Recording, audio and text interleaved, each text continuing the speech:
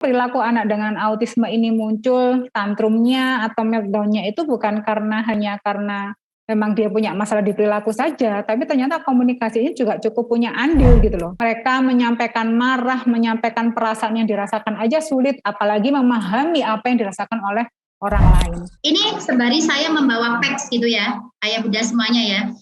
Pada saat kita komunikasi dasar ke anak, setidaknya anak paham satu gambar. Katakanlah saya menunjukkan gambar wafer, maka dia paham bahwa ini adalah wafer. Ini adalah sudah dalam bentuk papan komunikasi. Kita bisa mengajarkan mereka untuk menyatakan. Hai, aku Sabi. Selamat datang di Sabiru. Sabiru adalah media belajar untuk orang tua hebat dan si kecil yang spesial. Berbagi informasi seputar dunia anak berkebutuhan khusus. Menurut WHO, 7-10% dari total populasi anak di seluruh dunia adalah anak berkebutuhan khusus. Sabiru mengajak seluruh orang tua hebat untuk terus belajar dalam mendampingi si kecil lewat Instagram kami @sabiru, supaya parents bisa mendapatkan update info terbaru tentang event-event yang diadakan oleh Sabiru Indonesia. Ya, dan ini saya boleh ya menyapa ada Bu Iin Indrawati. Selamat siang Bu Iin. Selamat siang Bu Ellen. Iya, apa kabar? Selamat siang sehat? Semuanya. Iya, Ibu, ini sambil menunggu Bu Mida, ini masih belum bergabung dengan kita ya. Mungkin ada video yang ingin Ibu tayangkan, boleh kita putar dahulu?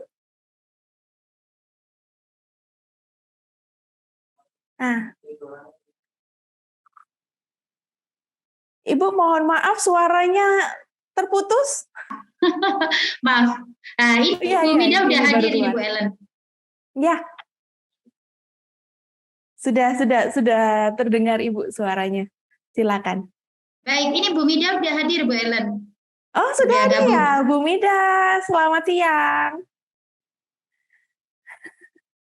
Suaranya belum terdengar, Bu Mida.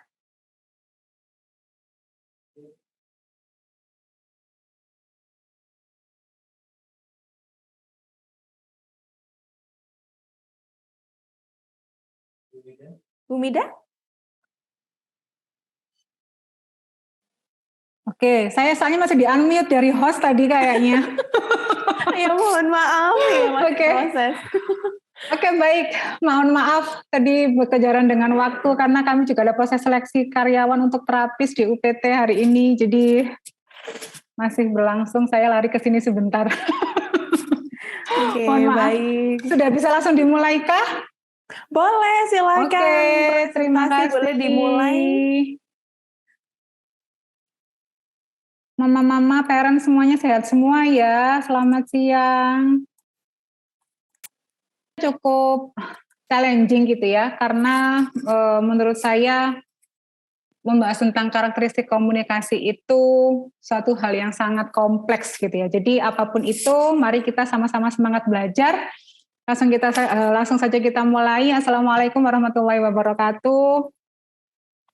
Saya ingin mendengar respon, bukan mendengar ya, melihat responnya parent semuanya, sehat semuanya ya. Jika sehat saya bisa dapat tanda jempol nggak ya kira-kira?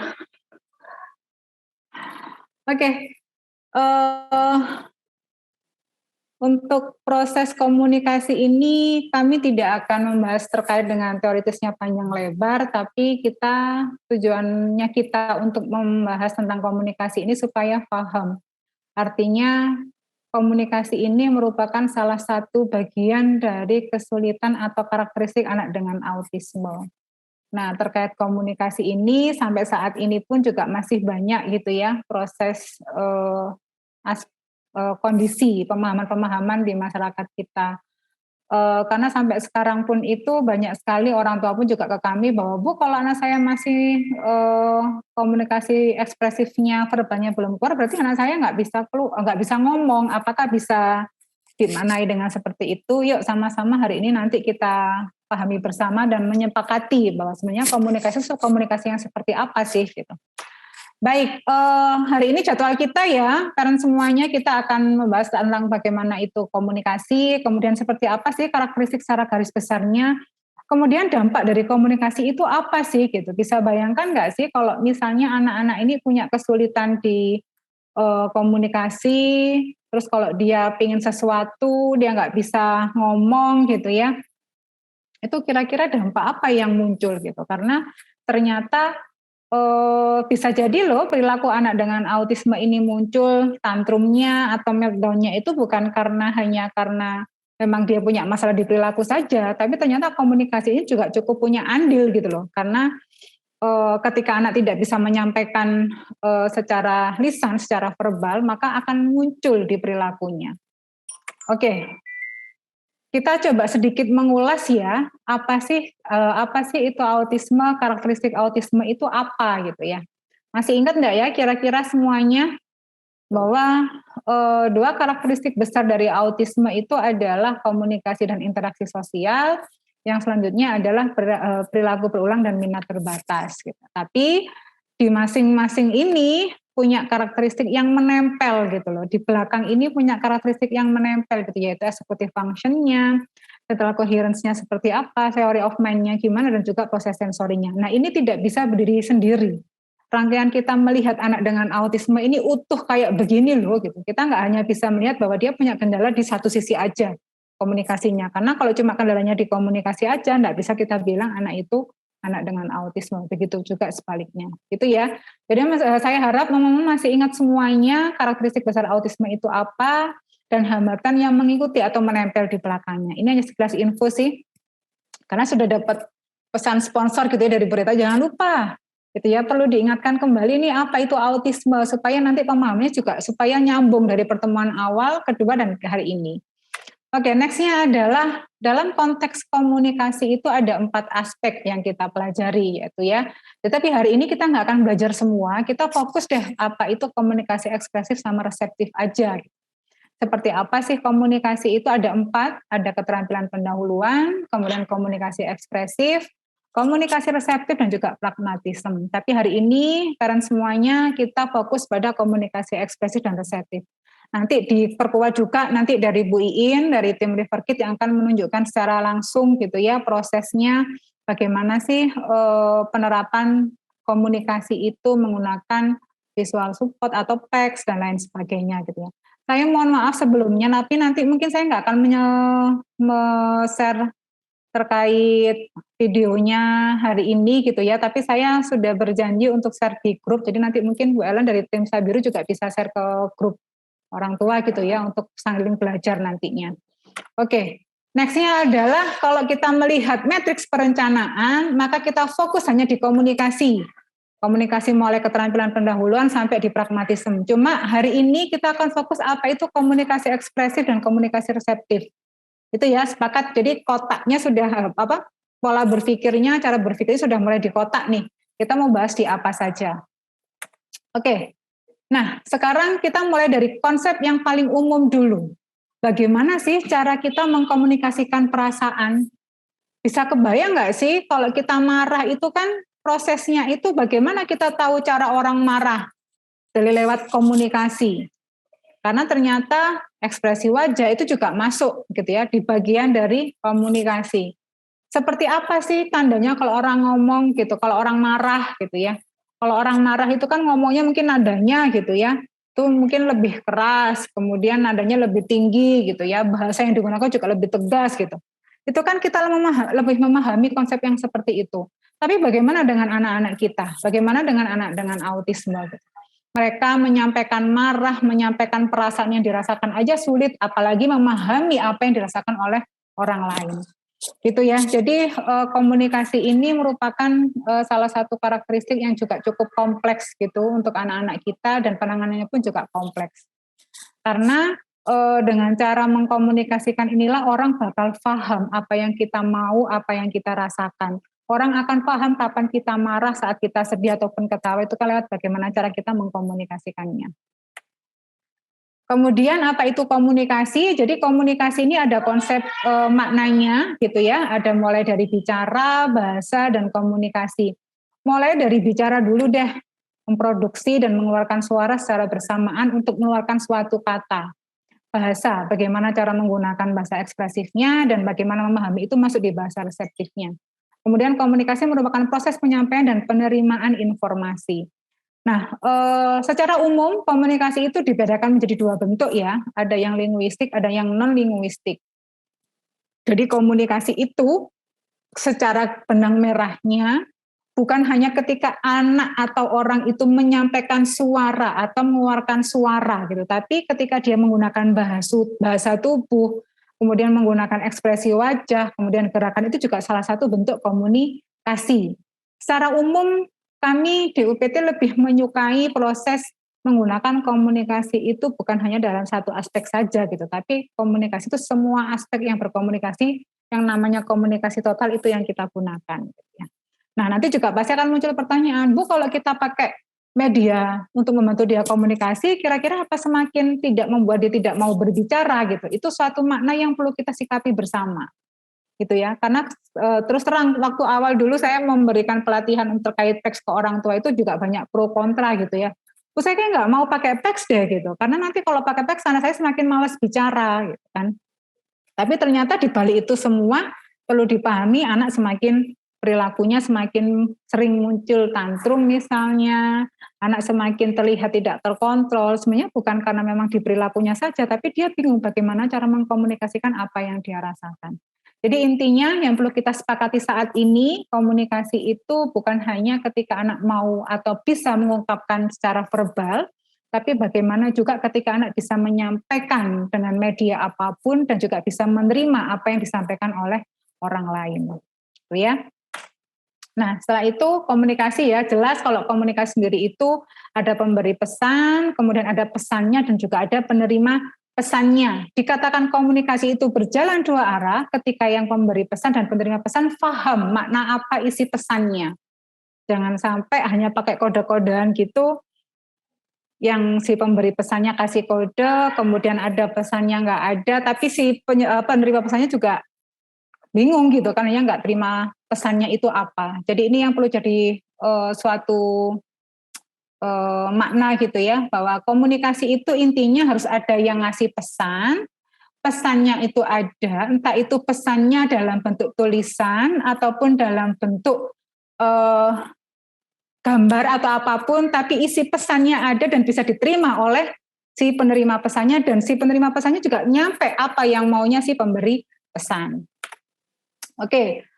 Sekarang kita masuk pada komunikasi ekspresif. Komunikasi ekspresif itu adalah suara. Jadi kalau anak kita, anak dengan autisme gitu ya, ketika kita ketemu sudah membentuk atau mengeluarkan suara, maka dia sudah bisa melakukan komunikasi ekspresif di aspek suara, sudah muncul. Maka perlu jadi catatan di matriksnya nanti. Kalau anak sudah mengeluarkan suara, bisa jadi itu sudah bisa melakukan komunikasi ekspresif di aspek yang suara. Nah, nextnya, perlu enggak suara ini kita perlu detilkan juga, apakah suara ini memang sebagai pembenuhan sensorinya atau memang bentuk komunikasi. Nah, ini perlu kita lihat kembali. Kemudian ada kata, sudah membentuk kata, meskipun artikulasinya tidak jelas, tapi kalau anak dengan autisme sudah melakukan komunikasi berbentuk kata, maka di matriksnya pun sudah menjadi catatan bahwa anak ini bisa melakukan komunikasi ekspresif.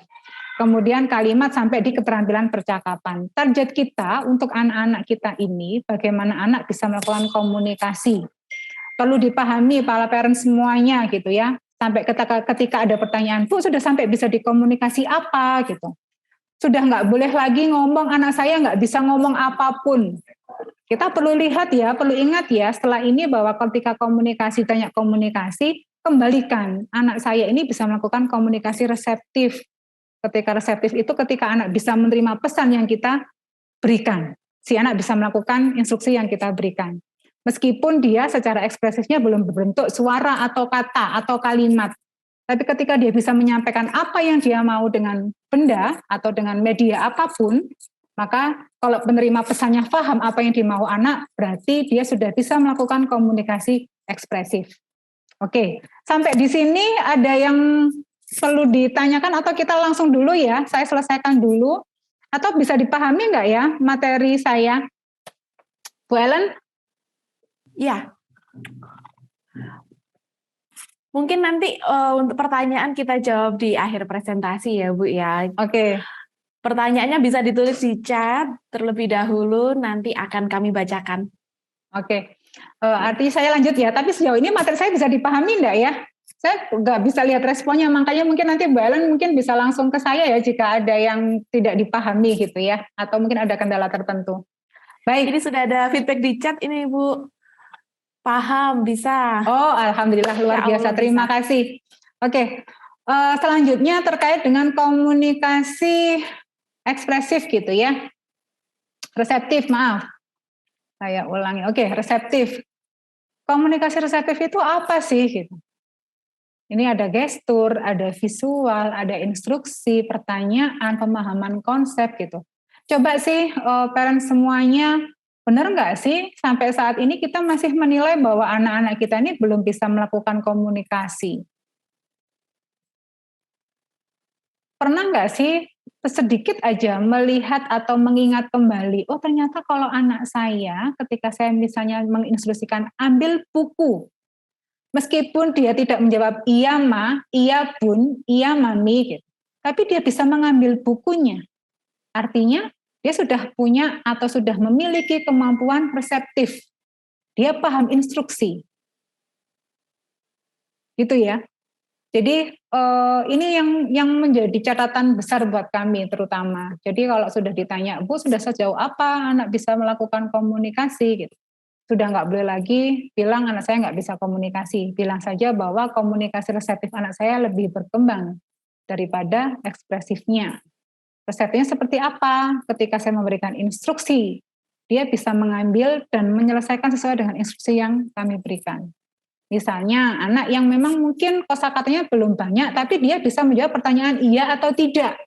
Mau makan, dia menggeleng, berarti dia sudah memiliki komunikasi reseptif. Artinya input yang diberikan dia sudah bisa menerima dan merespon ke lawan bicaranya. Jadi itu ya, parents semuanya gitu ya. Jadi prosesnya adalah komunikasi reseptif itu adalah bisa paham gesturnya seperti apa, menggunakan instruksi visual, menggunakan instruksi secara verbal, kemudian menjawab pertanyaan meskipun dengan gestur gitu ya. Kemudian pemahaman suatu konsep itu masuk dalam komunikasi reseptif. Kemudian dampaknya, kira-kira dampaknya apa sih kalau misalnya anak ini punya kesulitan dalam melakukan komunikasi ekspresif? Komunikasi terhambat, perkembangannya tidak sesuai. Kesulitannya apa sih? Kesulitannya itu untuk meminta. Maka biasanya perilaku yang muncul apa? Menangis misalnya. Menuju atau mencapai arah yang dituju, tapi dia nggak bisa menyampaikan. Kalau mungkin anak pada umumnya, anak tipikal bisa langsung menunjuk nih, dia mau kue, dia menunjuk kue gitu. Tapi untuk anak-anak kita yang lain, bisa jadi ketika dia berjalan mondar-mandir di area situ, mungkin dia mau menunjukkan sesuatu atau menyampaikan sesuatu. Itu yang perlu kita peka. Gitu ya. Jadi artinya komunikasi ekspresif itu bukan hanya ketika anak itu mau bilang, mama aku mau pipis, mama aku mau kue, enggak. Tapi menangis, kemudian menuju mencapai arah yang dituju, tangan ke muka melihat benda tersebut, itu merupakan suatu dampak bahwa anak memang punya kesulitan di ekspresifnya. Jadi perilaku inilah yang menunjukkan bahwa dia ingin mengkomunikasikan sesuatu.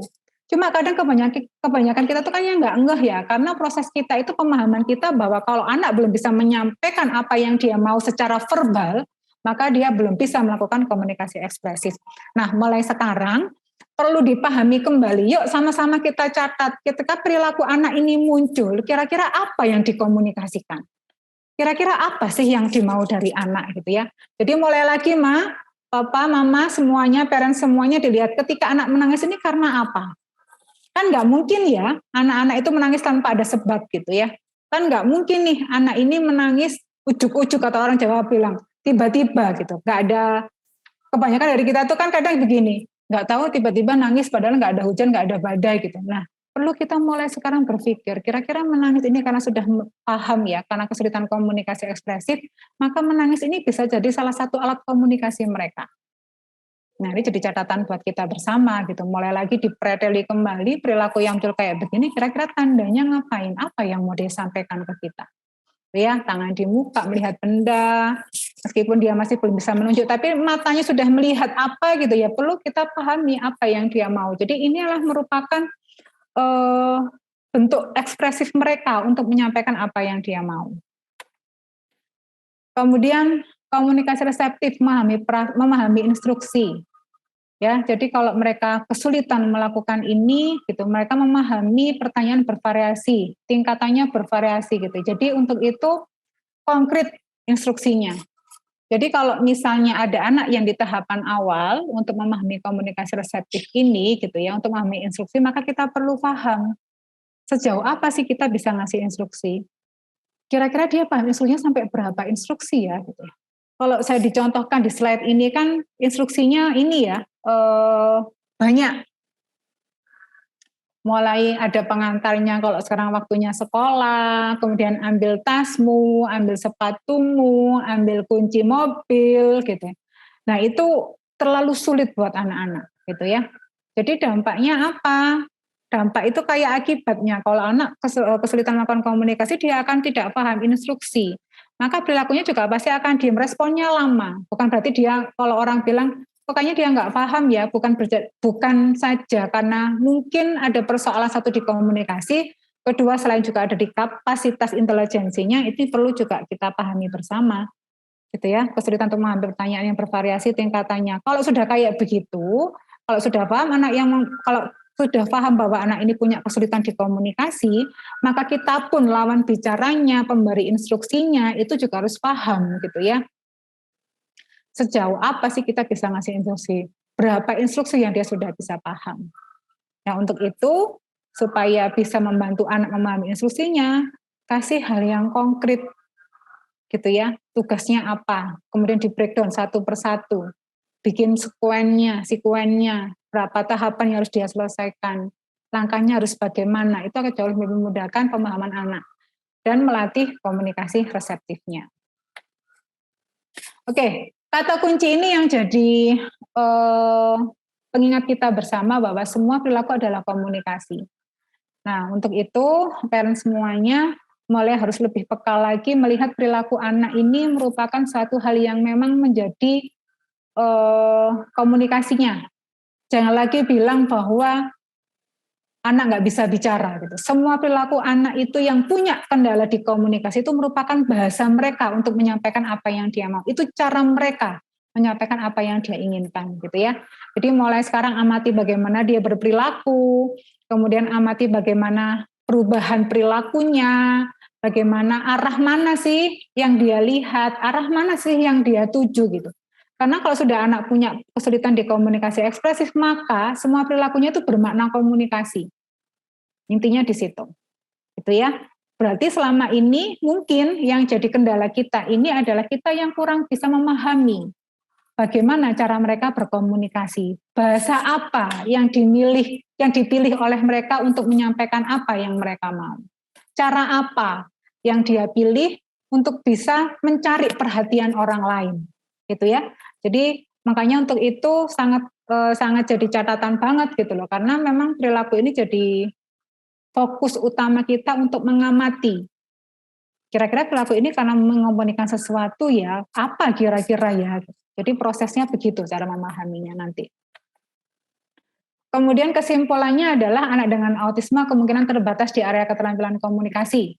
Tetapi dengan strategi dan dukungan, kita bisa membantu untuk memfasilitasi komunikasi mereka dan membuat mereka untuk bisa melakukan komunikasi yang efektif dengan cara apa.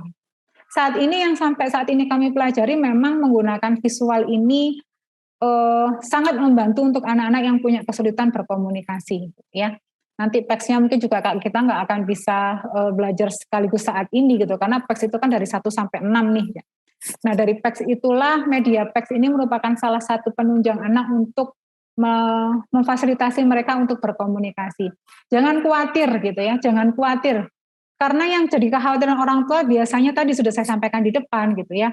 Karena pasti saya nggak mau deh nanti ketergantungan dan lain sebagainya. Sebenarnya kalau kita pahami itu akan benar-benar memahami bagaimana cara anak ini berperilaku, bisa menurunkan tantrumnya, bisa meregulasi emosinya, itu dengan cara mereka menyampaikan apa yang dia mau dengan menggunakan media-media tertentu. Nah, pertanyaan sekarang, Bu, sampai saat ini apakah memang media ini, gambar, itu merupakan satu-satunya cara untuk mengajarkan anak berkomunikasi? Sebenarnya jawabannya tidak, karena benda konkret pun itu bisa menjadi media komunikasi anak. Benda konkret pun itu bisa mendukung bagaimana anak melakukan komunikasi dengan orang lain. Kemudian fasilitasi, pahami bagaimana anak berkomunikasi. Ingat, karena perilaku adalah komunikasi, maka mulai saat ini yuk kita sama-sama list. Anak saya mengkomunikasikannya ketika dia capek, bagaimana ya? Bagaimana cara dia mengkomunikasikannya ketika dia tidak mau, ketika dia menolak, seperti apa? Gitu. Kemudian membangun interaksi dasar dan terlibat, menciptakan peluang untuk berkomunikasi. Jadi begini, pernah ada satu kasus di kami, orang tua menyampaikan bahwa Bu Mida, nih anak saya kayaknya sudah oke nih ngomongnya, sudah oke nih aktivitas bina dirinya, karena saya nggak perlu mengambilkan dia minum, karena kalau dia ingin minum itu dia tinggal ambil gelas, kemudian ada ceret, dia tinggal menuangkan airnya. Saya kembalikan ke orang tua. Itu plus minus itu begini. Ada kondisi-kondisi yang sebenarnya itu merupakan peluang untuk bisa menstimulasi anak melakukan komunikasi, tidak kita ambil. Jadi kalau saya mensikapi hal kayak begitu, bagus, kemandiriannya sudah meningkat, dia sudah bisa mandiri. Tapi di tengah-tengah itu yuk sama-sama kita menciptakan peluang. Artinya, ketika dia pingin mau ngambil minum atau apa gitu ya, ada masukkanlah kita berusaha masuk di tengah kegiatan itu. Misalnya ketika ambil gelasnya, kita menyuarakan atau menstimulasi anak, misalnya, oh Mida mau minum, gitu. Ketika misalnya anak merespon gitu, atau misalnya kita boleh loh pegang ceretnya, gitu. Ketika dia sudah menarik perhatian kita menstimulasi peluang untuk dia supaya bahasa Jawa, supaya mau bersuara. Ketika kita ngomong mau minum, ketika sudah gitu, itu merupakan suatu peluang kita untuk menciptakan interaksi gitu ya, menciptakan peluang untuk berkomunikasi gitu. Ya apa caranya orang tua itu, pinternya orang tua itu bisa menciptakan peluang kayak begitu. Jadi sebenarnya bukan dalam bentuk kata langsung dia bisa bilang minum, enggak. Tapi berawal dari situlah, ketika dia direspon oleh orang lain ketika mau ngomong, maka anak akan semakin termotivasi untuk menyampaikan apa yang dia mau. Mau minum, ketika sudah gitu aja, sudah, oh iya, minum gitu, tuangkan saja airnya. Nanti untuk hal-hal lain juga begitu. Artinya perlu sekali loh menciptakan peluang untuk berkomunikasi. Intinya begini, sebenarnya media visual, teks itu kan media penunjangnya. Tapi kalau tidak kita ciptakan peluang gitu ya, tidak kita latih, itu juga nggak akan bisa melatih keterampilan komunikasi anak. Itu yang jadi catatan. Ingat, membangun interaksi dulu, ciptakan peluang. Makanya teks itu konsep dasarnya adalah tukar kartu dengan barang. Barangnya apa? Bukan sembarang barang. Karena barang yang digunakan itu adalah barang yang menjadi minat besarnya anak. Kita sebagai pemberi, apa yang diminati oleh anak. Karena itu prosesnya adalah menciptakan peluang untuk berkomunikasi, gitu ya. Kemudian sederhanakan sedikit bicara. Ambil kata kerjanya atau kata bendanya saja apa yang kita mau saat itu. Kemudian katakan dengan perlahan, gunakan kata-kata penting, tunjukkan, ulangi dan ulangi. Ingat, parent semuanya, kita mau belajar teks pun 1-6, kalau kita tidak menciptakan peluang berkomunikasi, kemudian juga tidak kita lakukan secara kontinu, tidak akan bisa menunjang anak untuk semakin terampil dalam berkomunikasi. Karena saya juga pernah dapat pertanyaan, Bu, kayaknya visualnya nggak berguna nih gitu. Kenapa? Anaknya saat saya kasih visual gitu aja dia nggak ada respon tuh gitu. Terus saya tanya, mulai kapan mengenalkan visual? Ya baru sekali itu aja sih sudah langsung saya kenalkan. Kan saya melihat kalau di UPT anak dikasih kartu sudah bisa langsung paham tuh kartunya maknanya apa gitu. Nah prosesnya ini yang seringkali dilupakan. Ulangi, kasih contoh, ulangi, kasih contoh, menggunakan yang diminati, menciptakan peluang itu yang tidak dipahami oleh orang. Gitu ya. Jadi taunya prosesnya sudah jadi gitu. Ketika anak bisa mengambil kartu mau ke toilet atau dia minta bola ke terapisnya gitu, tidak dilihat bagaimana prosesnya untuk melatih itu. Jadi proses kuncinya di sini. membangun interaksinya, menciptakan peluang untuk berkomunikasi, kita mengulang kegiatannya dan menggunakan hal yang memang dia minati. Ini yang juga akhirnya memfasilitasi anak untuk meningkatkan keterampilan mereka berkomunikasi.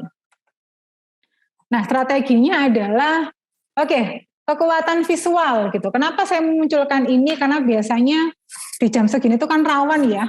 Kalau lihat gue kayaknya kok enak gitu ya. Jadi prosesnya adalah kekuatan visual ini menjadi kekuatan salah satu karakteristik anak dengan autisme. Jadi makanya kenapa selalu menggunakan visual, menggunakan gambar-gambar dan gambar gitu ya. Jadi strateginya selain menciptakan peluang, gunakan media untuk menunjang anak berkomunikasi. Gitu ya. Jadi mulai menggunakan kekuatannya, karena kekuatan anak dengan autisme visual, maka gunakanlah visual yang ada. Oke, kemudian yang kedua, nah ini mungkin kalau saya sedikit flashback terkait dengan minggu yang lalu, dengan video di UPT dan beberapa visual yang kita gunakan di UPT maupun di Rivergate gitu ya, kita meletakkan visual itu pada tempat yang di mana mereka akan digunakan gitu loh. Artinya begini, ada sudut yang memang digunakan untuk meletakkan visual gitu. Jadi visual itu sudah terstruktur ya. Jadi kalau anak membutuhkan suatu hal untuk visual itu sudah tahu mereka letaknya di mana. Meskipun nanti mungkin posisinya bisa di atas atau di bawah, tapi dia akan paham di area itulah. Dia bisa mendapatkan media untuk melakukan komunikasi. Untuk anak-anak yang nanti mungkinnya sudah bisa mulai membaca, boleh disertakan kata-kata tertulis. Di kita pun itu ada jenjangnya. Kalau untuk anak-anak yang masih level 1, 2, dan 3 itu biasanya lebih banyak dominan gambar. Tapi kalau sudah mulai masuk transisi atau remaja, kita sudah mulai menggunakan kata-kata tertulis gitu ya. Jadi gambarnya tetap ada, tapi didominasi ada kata-kata yang ditulis juga. Kemudian usahakan menggunakan kata yang sama setiap kali membicarakan sebuah gambar, gitu ya. Nah ini harus konsisten, jangan sampai misalnya apa ya, ada beberapa kata yang atau mungkin pembiasaan bahasa di rumah sama di sekolah itu kan berbeda atau di tempat terapi. Kadang di rumah lebih banyak menggunakan bahasa Jawa, di tempat terapi atau di sekolah menggunakan bahasa Indonesia. Nah ini juga perlu kita sepakati bersama, kita menggunakan bahasa yang apa, artinya kita menggunakan bahasa yang nasional, bahasa Indonesia, maka di rumah pun juga sudah mulai dilatih untuk menggunakan bahasa Indonesia. Tarik perhatian anak pada visual, implementasikan, ajarkan individual dan adaptasi. Jadi prosesnya adalah, insya Allah untuk anak-anak dengan autisme, itu memang karena karakteristik belajarnya adalah visual, maka memang lebih banyak menggunakan konsep visual atau kartu gitu ya. Kemudian diajarkan, sifatnya individual adalah begini, masing-masing anak meskipun sama-sama dengan autisme itu kan tidak sama karakteristiknya. Cara pembelajarannya pun berawal dari konsep individual ketika one on one.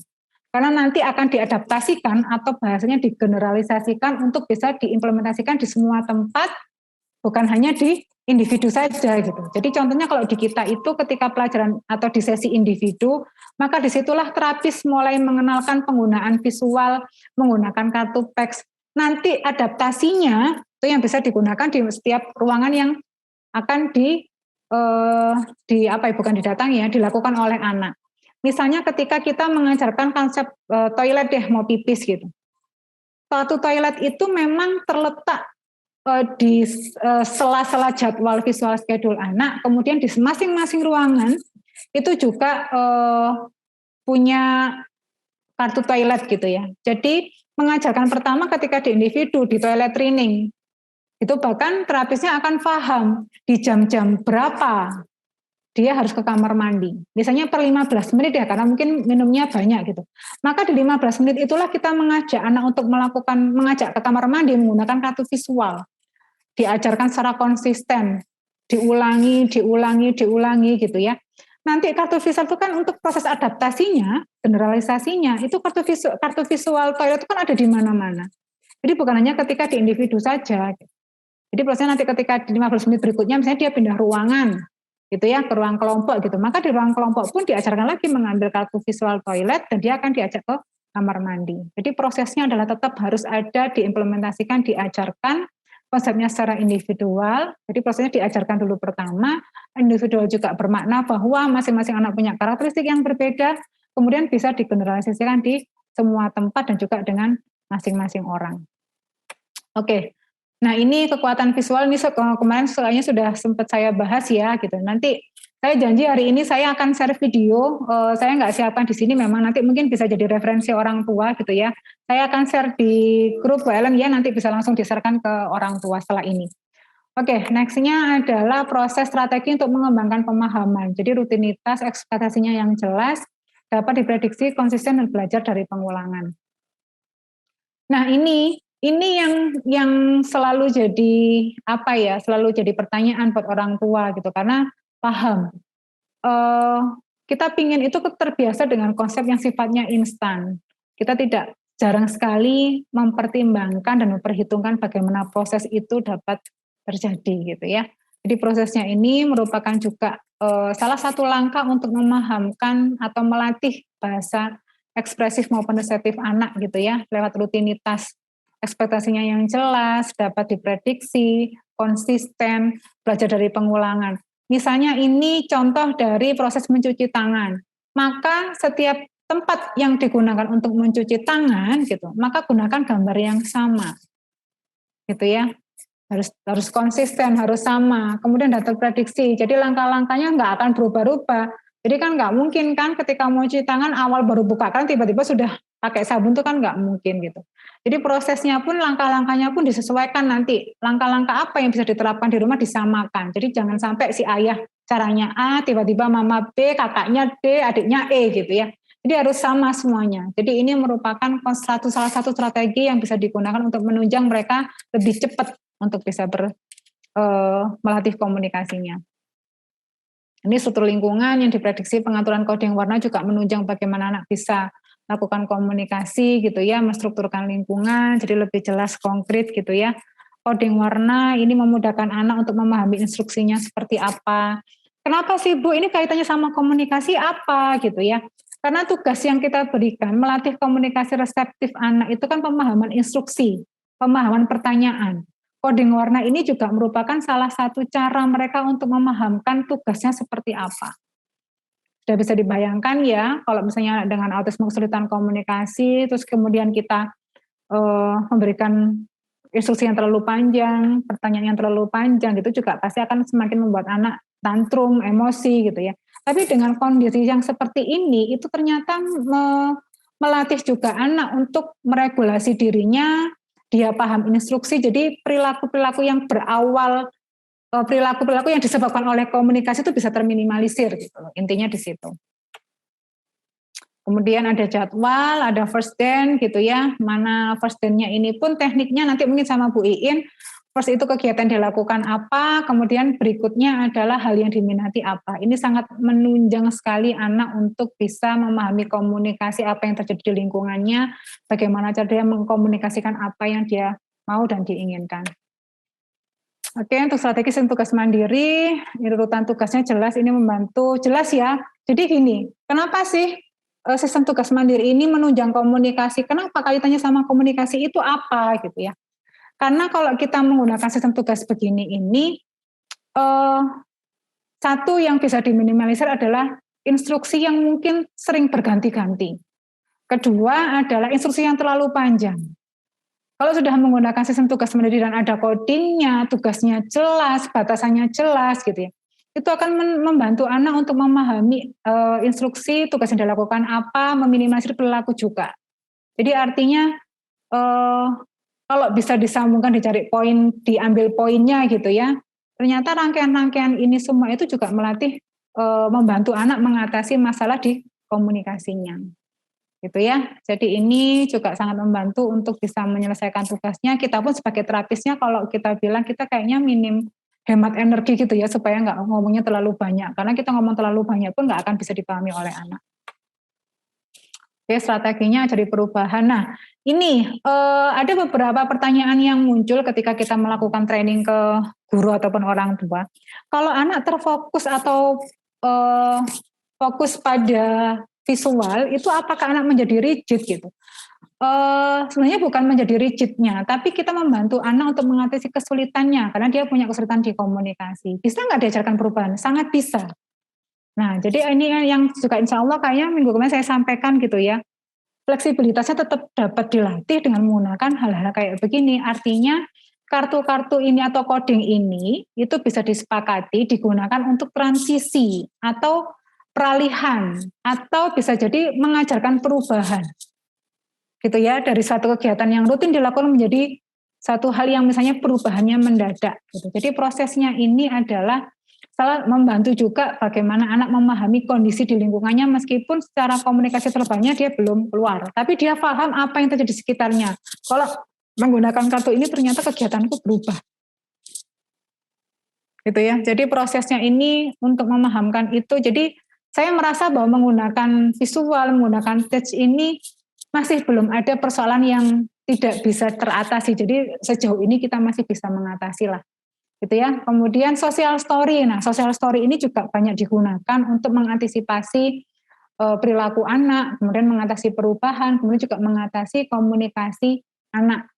Jadi kalau kita mengajarkan suatu konsep yang begitu panjang ke anak, itu kan agak bingung ya, karena konsepnya abstrak. Tapi dengan social story ini, apa yang jadi kesulitan anak juga bisa dikomunikasikan dengan baik, mengajarkannya juga dengan baik gitu ya. Oke, ini ada salah satu contoh visual-visual yang bisa digunakan, coding warna. Kalau mengajarkan bentuk itu coding warnanya begini yang kita gunakan. Kemudian kalau warna itu dengan begini, di mana kamu menemukan ini, itu konsep-konsep yang memang dasarnya bisa membantu anak untuk berkomunikasi. Jadi gini, untuk anak-anak yang punya kesulitan komunikasi, untuk menstrukturkan kalimat gitu ya, itu kita juga lebih banyak menggunakan ALS gitu ya, yang nanti sebagai salah satu cara media untuk membantu anak menstrukturkan kalimat supaya anak bisa berkomunikasi secara terstruktur, jadi jelas. Karena kebanyakan anak yang punya hambatan di komunikasi itu kan struktur kalimatnya terbalik-balik ya. Anak gangguan pendengaran pun juga begitu, anak dengan autisme pun juga begitu. Jadi lewat coding-coding kayak begini itu melatih mereka untuk paham, untuk menstruktur kalimat yang sesuai seperti apa. Oke, ini ada beberapa coding gambar ya, siapa, kapan, di mana, orang, kemudian tanggal, tempat. Ini merupakan coding yang memang insya Allah kalau saya tidak salah sudah bisa dipahami orang pengguna visual gitu ya, bahwa ini adalah coding-coding tertentu yang bisa digunakan untuk menanyakan anak siapa, kapan, itu menggunakan coding-coding ini insya Allah anak-anak sudah sangat paham. Oke, jadi sistem komunikasinya ada beberapa, tapi hari ini mungkin nanti dari Riverkit akan memberikan contoh dari penggunaan teksnya. Yang saya kirimkan video nanti juga latihan menggunakan teks. Cuma ada 2 video. Video yang pertama menggunakan menggunakan teks 1, teks dasar. Jadi untuk anak-anak yang mengawali komunikasi yang masih di level 1 itu menggunakan teks 1. Tapi di video berikutnya anak sudah mulai teks 2 karena dia sudah mulai ada berjarak. Nah ini nanti contoh-contoh konkretnya bagaimana cara melatihnya itu nanti insya Allah jelas di video yang saya kirimkan. Sementara itu Bu Ellen saya kembalikan ke moderator. Mama Bapak sekalian, mohon maaf kalau ada kesalahan ya, atau saya rada beribet. Kayaknya aku harus cepet-cepet gitu ya biar selesai.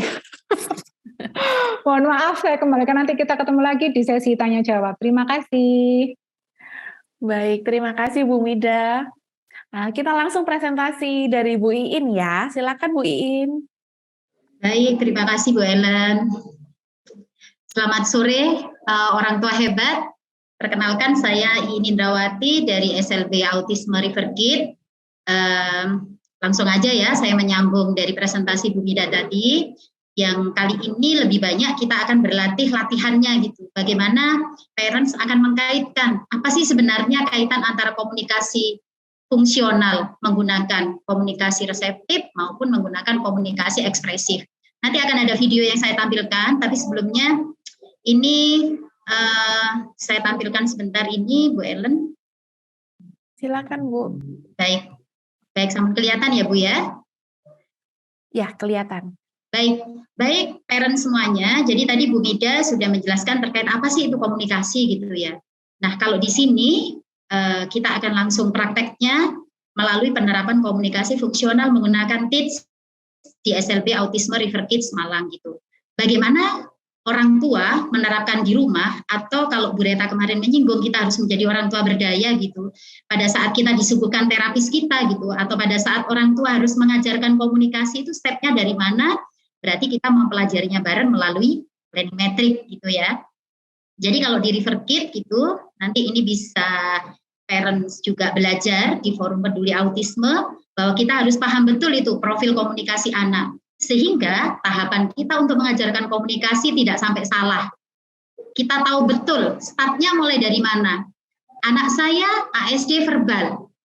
Dia belum paham untuk diberikan perintah. Berarti saya harusnya mana dulu yang harus diajarkan. Atau bisa jadi anak saya sudah verbal. Tetapi pada saat saya tanya, kadang-kadang dia selalu membeu. Siapa namamu? Dia jawabnya siapa namamu. Pada saat ditanya siapa nama ayahmu, jawabannya siapa namamu dan seterusnya gitu ya. Jadi menyinggung yang Bu Mida sampaikan tadi, di sini saya akan menjelaskan terkait masalah bahasa, yaitu bahasa reseptif maupun bahasa reseptif atau komunikasi reseptif dan komunikasi ekspresif. Bagaimana strategi memberikannya. Jadi begini gambarannya. Tadi udah disinggung Bu Mida, kita akan dengan pengertian yang sama gitu ya, bahwa bahasa reseptif itu bagaimana kemampuan kita menerima pesan dan memahami pesan. Berarti kita paham instruksi orang lain. Kemudian komunikasi ekspresif adalah kemampuan seseorang mampu untuk mengungkapkan keinginan, baik secara verbal maupun dengan cara non-verbal. Maka dari itu, kita sudah menyinggung kemarin di pertemuan yang kedua dan juga tadi sudah disampaikan oleh Bu Mida. Kita fokus di komunikasi ekspresif dan fokus di komunikasi reseptif. Tahap anak kita ada di mana? Pada saat tahap anak saya membuat suara, berarti apakah sudah layak saya memberikan social story? Pada saat tahap anak saya katakanlah secara reseptif, dia masih pada fase memahami label, apakah kemudian kita akan memberikan menjawab pertanyaan? Nah ini kata kuncinya adalah di planning metric. Kadang-kadang kita terjebak, kita sudah langsung lompat, kita langsung mengajarkan anak kita social story. Kita langsung mengajarkan anak-anak kita untuk menjawab pertanyaan. Padahal sebenarnya levelnya mereka masih harus diperkuat di sini, di menggunakan kata tunggal misalkan. Jadi parent semuanya, kita pelajari planning metriknya anak. Nanti berarti bisa untuk training lanjutan bersama Forum Peduli Autisme. Anak saya ada di mana ini sebenarnya saat ini. Bicara kembali lagi terkait masalah elemen komunikasi, komunikasinya anak kita itu ada yang bicara, ada yang bahasa. Ada anak autis yang verbal, ada yang non-verbal. Ketika anak hanya bisa berbicara, belum tentu dia bisa berbahasa. Kadang-kadang untuk anak yang verbal, dia bisa untuk ngomong. Tapi kenapa pada saat saya instruksikan, dia tidak paham apa yang saya sampaikan. Ini yang dimaksud berarti dia masih paham bicara, belum paham berbahasa. Bagaimana caranya agar anak saya paham berbahasa, sehingga pada saat kita si anak itu berbicara, dia paham apa yang dia sampaikan, berarti dia harus paham dulu bahasa. Ini kembali lagi ke masalah planning metric. Nah, ini saya contohkan, katakanlah kita ini sampai pada step anak kita sudah, maaf, jadi gini, katakanlah ini ada 2 kasus ya, parent semuanya. Ada anak autis yang verbal, ada anak autis yang non-verbal. Anak autis verbal ini, dia sudah bisa ngomong, katakanlah bola, batu, aku mau makan, aku mau minum. Tetapi pada saat orang tuanya bertanya, kamu mau apa? Dia belum bisa menjawab, dia hanya bilang, aku mau apa? Dia masih dalam tataran membeo. Berarti secara komunikasi ekspresif, penting untuk kita mengajarkan bagaimana meningkatkan perbendaharaan menggunakan kata tunggal. Bukan hanya sekedar mengingat. Contohnya begini, ambil gambar semangka misalkan, secara reseptif diajarkan gitu, ambil gambar melon, dia hafal sampai 100, tapi tidak digunakan. Nah ini tidak bisa. Jadi pada saat kita mengajarkan komunikasi ekspresif dan reseptif, betul-betul harus fungsional. Apa itu fungsional sesuai dengan target kita hari ini? Kalau Bu Mida tadi sudah menjelaskan komunikasi reseptif dan ekspresif, kita akan mengajarkan anak-anak kita komunikasi yang fungsional. Komunikasi fungsional itu bukan hanya sekedar mengingat, bukan kita kemudian hafal 100 nama buah, 100 nama hewan, bukan seperti itu. Tetapi bagaimana komunikasi fungsional itu betul-betul digunakan, sehingga itu akan menjadi kekuatan kata, sehingga anak akan merasa butuh, sehingga anak tidak akan malas untuk berbicara. Karena pada saat dia berbicara, baik secara verbal maupun dia menunjukkan secara visual, orang tua, terapis akan merespon apa yang dia komunikasikan. Itu yang membuat akhirnya anak akan termotivasi, karena kita mengajarkan komunikasi yang fungsional, komunikasi yang memang betul-betul berdampak. Pada saat kita mengajarkan komunikasi fungsional, maka kita tidak bisa untuk mengajarkannya secara pura-pura. Kita tidak bisa mengajarkannya hanya secara lisan. Nah, nanti kalau kamu mau makan, bilang ya ke mama ya, makan. Tidak bisa seperti itu. Atau mungkin seperti ini misalkan, pura-pura makan misalkan seperti itu juga tidak bisa. Jadi kita betul-betul harus fungsional, harus betul-betul nyata. Bagaimana caranya ketika anak saya masih tataran komunikasi ekspresifnya masih harus diperkuat di kata tunggal, maka kita harus menggunakan visual. Kenapa ya Bu Iin harus visual? Kenapa ya Bu Bida harus visual? Kalau Bu Bida tadi sudah menyinggung ya, Bu Reta juga sudah menyinggung bahwa memang secara evidence based anak autism itu adalah pembelajar visual. Jadi ini kalau saya harus bicara autis itu sangat luas sekali gitu. Mungkin di sini dari parents ada yang anaknya komunikasinya sudah tingkat lanjut. Ada juga mungkin yang komunikasinya dia sudah bisa sampai kalimat. Tetapi di sini saat ini karena memang waktu kita terbatas, kita akan membicarakan komunikasi dasar. Bagaimana ketika anak saya kalau secara verbal dia banyak ngomong tapi belum bisa untuk berkomunikasi, dia bisa ngomong tapi dia tidak paham apa yang saya instruksikan, atau kalau anaknya masih nonverbal, bagaimana caranya agar anak nonverbal saya ini bisa untuk mengkomunikasikan apa yang dia inginkan dan dia paham apa yang kita instruksikan. Seperti itu ya Bu. Parents semuanya kita berangkat dari level yang paling dasar. Jadi untuk parents yang kemampuan anaknya sudah di atas ini, berarti kita akan belajar lagi di sesi-sesi berikutnya melalui forum peduli autisme gitu. Atau mungkin nanti Sabiru akan mengadakan berikutnya ya Bu Ellen. Iya. Baik. Iya. Jadi begini. Mungkin mohon maaf. Ya. Boleh dibantu untuk dibuat full screen Bu? Oh iya ya, sorry. Para peserta ingin screenshot ini materinya. Baik, sebentar Ibu. Ya. Ini ternyata mohon maaf ya, saya baru bisa Ibu. menyelah. Sebentar Ibu.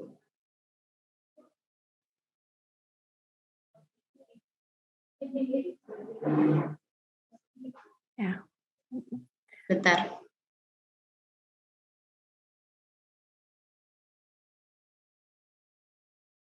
Sebentar ya Bu, ini ada ngehang sebentar. Saya sambung deh Bu Iin sambil sama Bu Ellen. Mungkin Bu Ellen saya sudah kirim di ini ya, di grup untuk nanti mungkin bisa di-share-kan di Walimber, itu sudah ada YouTube-nya. Jadi proses bagaimana untuk mengajarkan komunikasi awal gitu ya untuk anak-anak kita ini teksnya seperti apa. Tadi saya juga sudah mulai memperhatikan beberapa catatan pertanyaan di Zoom juga ya gitu ya. Sebenarnya proses komunikasi kayak begitu seperti apa sih bentuknya, kondisinya seperti apa, kalau anak masih melempar-lempar seperti apa gitu. Nah ini kayaknya paling awal gitu ya, paling enak kayaknya memang harus matriks dulu nih ya. Supaya paham kira-kira melempar ini fungsinya untuk apa. Mungkin saat ini saya bisa sedikit sambil nunggu Bu Iin sudah ready kah? Kalau masih belum, saya sekalian sambung ya Bu Ellen ya. Iya. Biar supaya nggak terbuang waktunya. Saya mohon izin mungkin untuk videonya boleh kita tayangkan juga di webinar. Oh boleh, nggak apa-apa. Ini video yang mana ya Bu Ellen ya? Oh enggak, video yang tak kirim kayaknya Bu Iin. Oh gitu ya. Latihan teksnya nanti sekalian bisa untuk melengkapi aja. Ya, mungkin bagi orang tua yang di grup bingung, ini kita pakai foto apa yang perlu dibawa. Iya. Bu Ellen boleh nggak kalau nanti setelah ini mungkin nanti kita akan tayangkan videonya. Khawatir saya ini tadi kan kita belajar banyak sekali visual ya Bu ya. Takutnya nanti orang tua tumpang tindih gitu Bu. Iya. Ini anak saya mau yang mana dan seterusnya kayak gitu ya Bu ya. Iya, silakan Ibu boleh. Baik. Ini lagi ini. Baik, sebelum ini nanti di full screen itu ya sebentar Ibu. Baik, saya lanjutkan dulu tadi yang sudah saya sampaikan di awal gitu. bahwasannya terkait masalah komunikasi berarti kita harus jalan itu dulu ke dasarnya. Nah, nanti ayah bunda sekalian atau parents sekalian, ini terlihat ya? Masih belum, Bu. Belum terlihat. Iya. Ini untuk share screen-nya masih belum ya, Bu ya? Oh, gitu. Sebentar, Bu. Udah ya. Ya, kayaknya koneksi ya, Bu ya. Iya, mohon maaf. Bu Mida bisa bukan video, Bu Mida nyambung komunikasi sebentar masalah planning metric, Bu Mida. Oke. Planning matrix. Maaf. Planning matrix ini memang satu tools yang sangat menguntungkan buat kita, terutama untuk guru, untuk terapis, karena dengan matrix itu kita bisa mengukur kemampuan anak kita tuh sampai di mana, dan kira-kira perilaku yang muncul dari anak-anak ini masuk di kategori yang mana, fungsinya apa. Terus terang tadi saya sedikit baca pertanyaan, boleh nggak ya planning matrixnya di-share gitu. Kita sih pinginnya nge-share gitu ya, tapi nanti kalau tidak paham konteksnya juga nanti malah salah memahami juga gitu ya. Tapi kemarin atau gini deh ya, mungkin kemarin ini ada beberapa orang tua yang menyampaikan ingin belajar matriks gitu ya. Ini sebenarnya sih nanti sudah jadi bahan diskusi juga dengan Bu Reta. Kira-kira kita bisa nggak ya untuk membantu memfasilitasi untuk paham matriks dulu aja gitu. Nanti ini jadi PR next-nya buat kita deh, karena beneran kalau pakai matriks ini saya bisa pastikan terapi kita bisa fungsional, programnya juga lebih bermanfaat, dari useful buat anak gitu loh. Kalau untuk anak dengan autisme ya semuanya sama. Metrik itu yang membedakan nanti tergantung dari jenis hambatannya. Kalau memang anak dengan autisme maka kita gunakan matriks autisme. Kalau nanti ketemu sama anak dengan gangguan pendengaran maka kita menggunakan matriks gangguan pendengaran. Kalau ketemu sama anak yang hambatan intelektual kita juga menggunakan matriks untuk hambatan intelektual. Jadi memang sudah sesuai dengan hambatan masing-masing anak. Jadi tidak bisa disamakan. Sudah kelihatan ya Bu Mida? Oke, sudah. Sudah, baik. Sudah. Baik. Ini cuma ada kotak-kotak hitam di atas ini apa ya, Bu? Kenapa? Oh, maaf Bu. Aduh Bu, ini tadi sebentar Bu. Ini settingannya ini lagi di Bu. Kelihatan nggak Bu siapa? Bu Ellen. Masih kelihatan kotak hitamnya. Kotak Nanti hitamnya saya ya. diprotes lagi sama peserta. Iya, ini saya lagi escape ini juga nggak bisa ini Bu. Sebentar, coba saya stop share ya Bu ya. Iya, atau mungkin ditutup dulu nanti dibuka lagi. Ini Bu, ini nih gimana ini? Masih kelihatan ya Bu Ellen ya? Iya, boleh. Masih kelihatan? Atau Bu In dibantu tak kirim share PPT-nya di-share ke saya aja. Oh, baik. Nanti tak bantu saya dari sini wes, tinggal next next gitu aja. Ini saya kirim ke Sabiru atau ke Bu Mida ini? Mbak Mida ya? Di saya aja nggak apa-apa. Baik, sebentar. Mohon maaf ya, ini teknis agak-agak bermasalah, jadi ngolor waktu ini. Nggak apa-apa. Kita tunggu kok, sabar. Soalnya insya Allah menarik ya materinya parent semua ya. Mungkin sambil menunggu bisa dijawab pertanyaan yang sudah masuk oleh Bu Mida. Boleh. Yang mana dulu Belen yang mau saya jawab? Ya, ini tadi yang pertama itu pertanyaannya membeo apakah masuk komunikasi Ibu? Ekolalia mungkin maksudnya ya? Ya, ekolalia ini can be functional. Can be functional itu artinya gini, kalau untuk anak-anak yang autisme itu kan memang lebih banyak ekolalia ya. Kalau dulu kita menanggapi ekolalia itu satu perilaku yang negatif dan harus dihilangkan. Tapi kalau kita memaknai ekolalia itu sebagai suatu aspek dalam belajar, maka ketika kita meminta anak mengulangi, otomatis dia akan juga memunculkan komunikasi yang kita anggap ekolalia. Jadi kan bifunksionalnya adalah ketika pembelajaran kita mengajak komunikasi anak, misalnya kita meminta anak berkomunikasi, kita ngomong ambil bola gitu.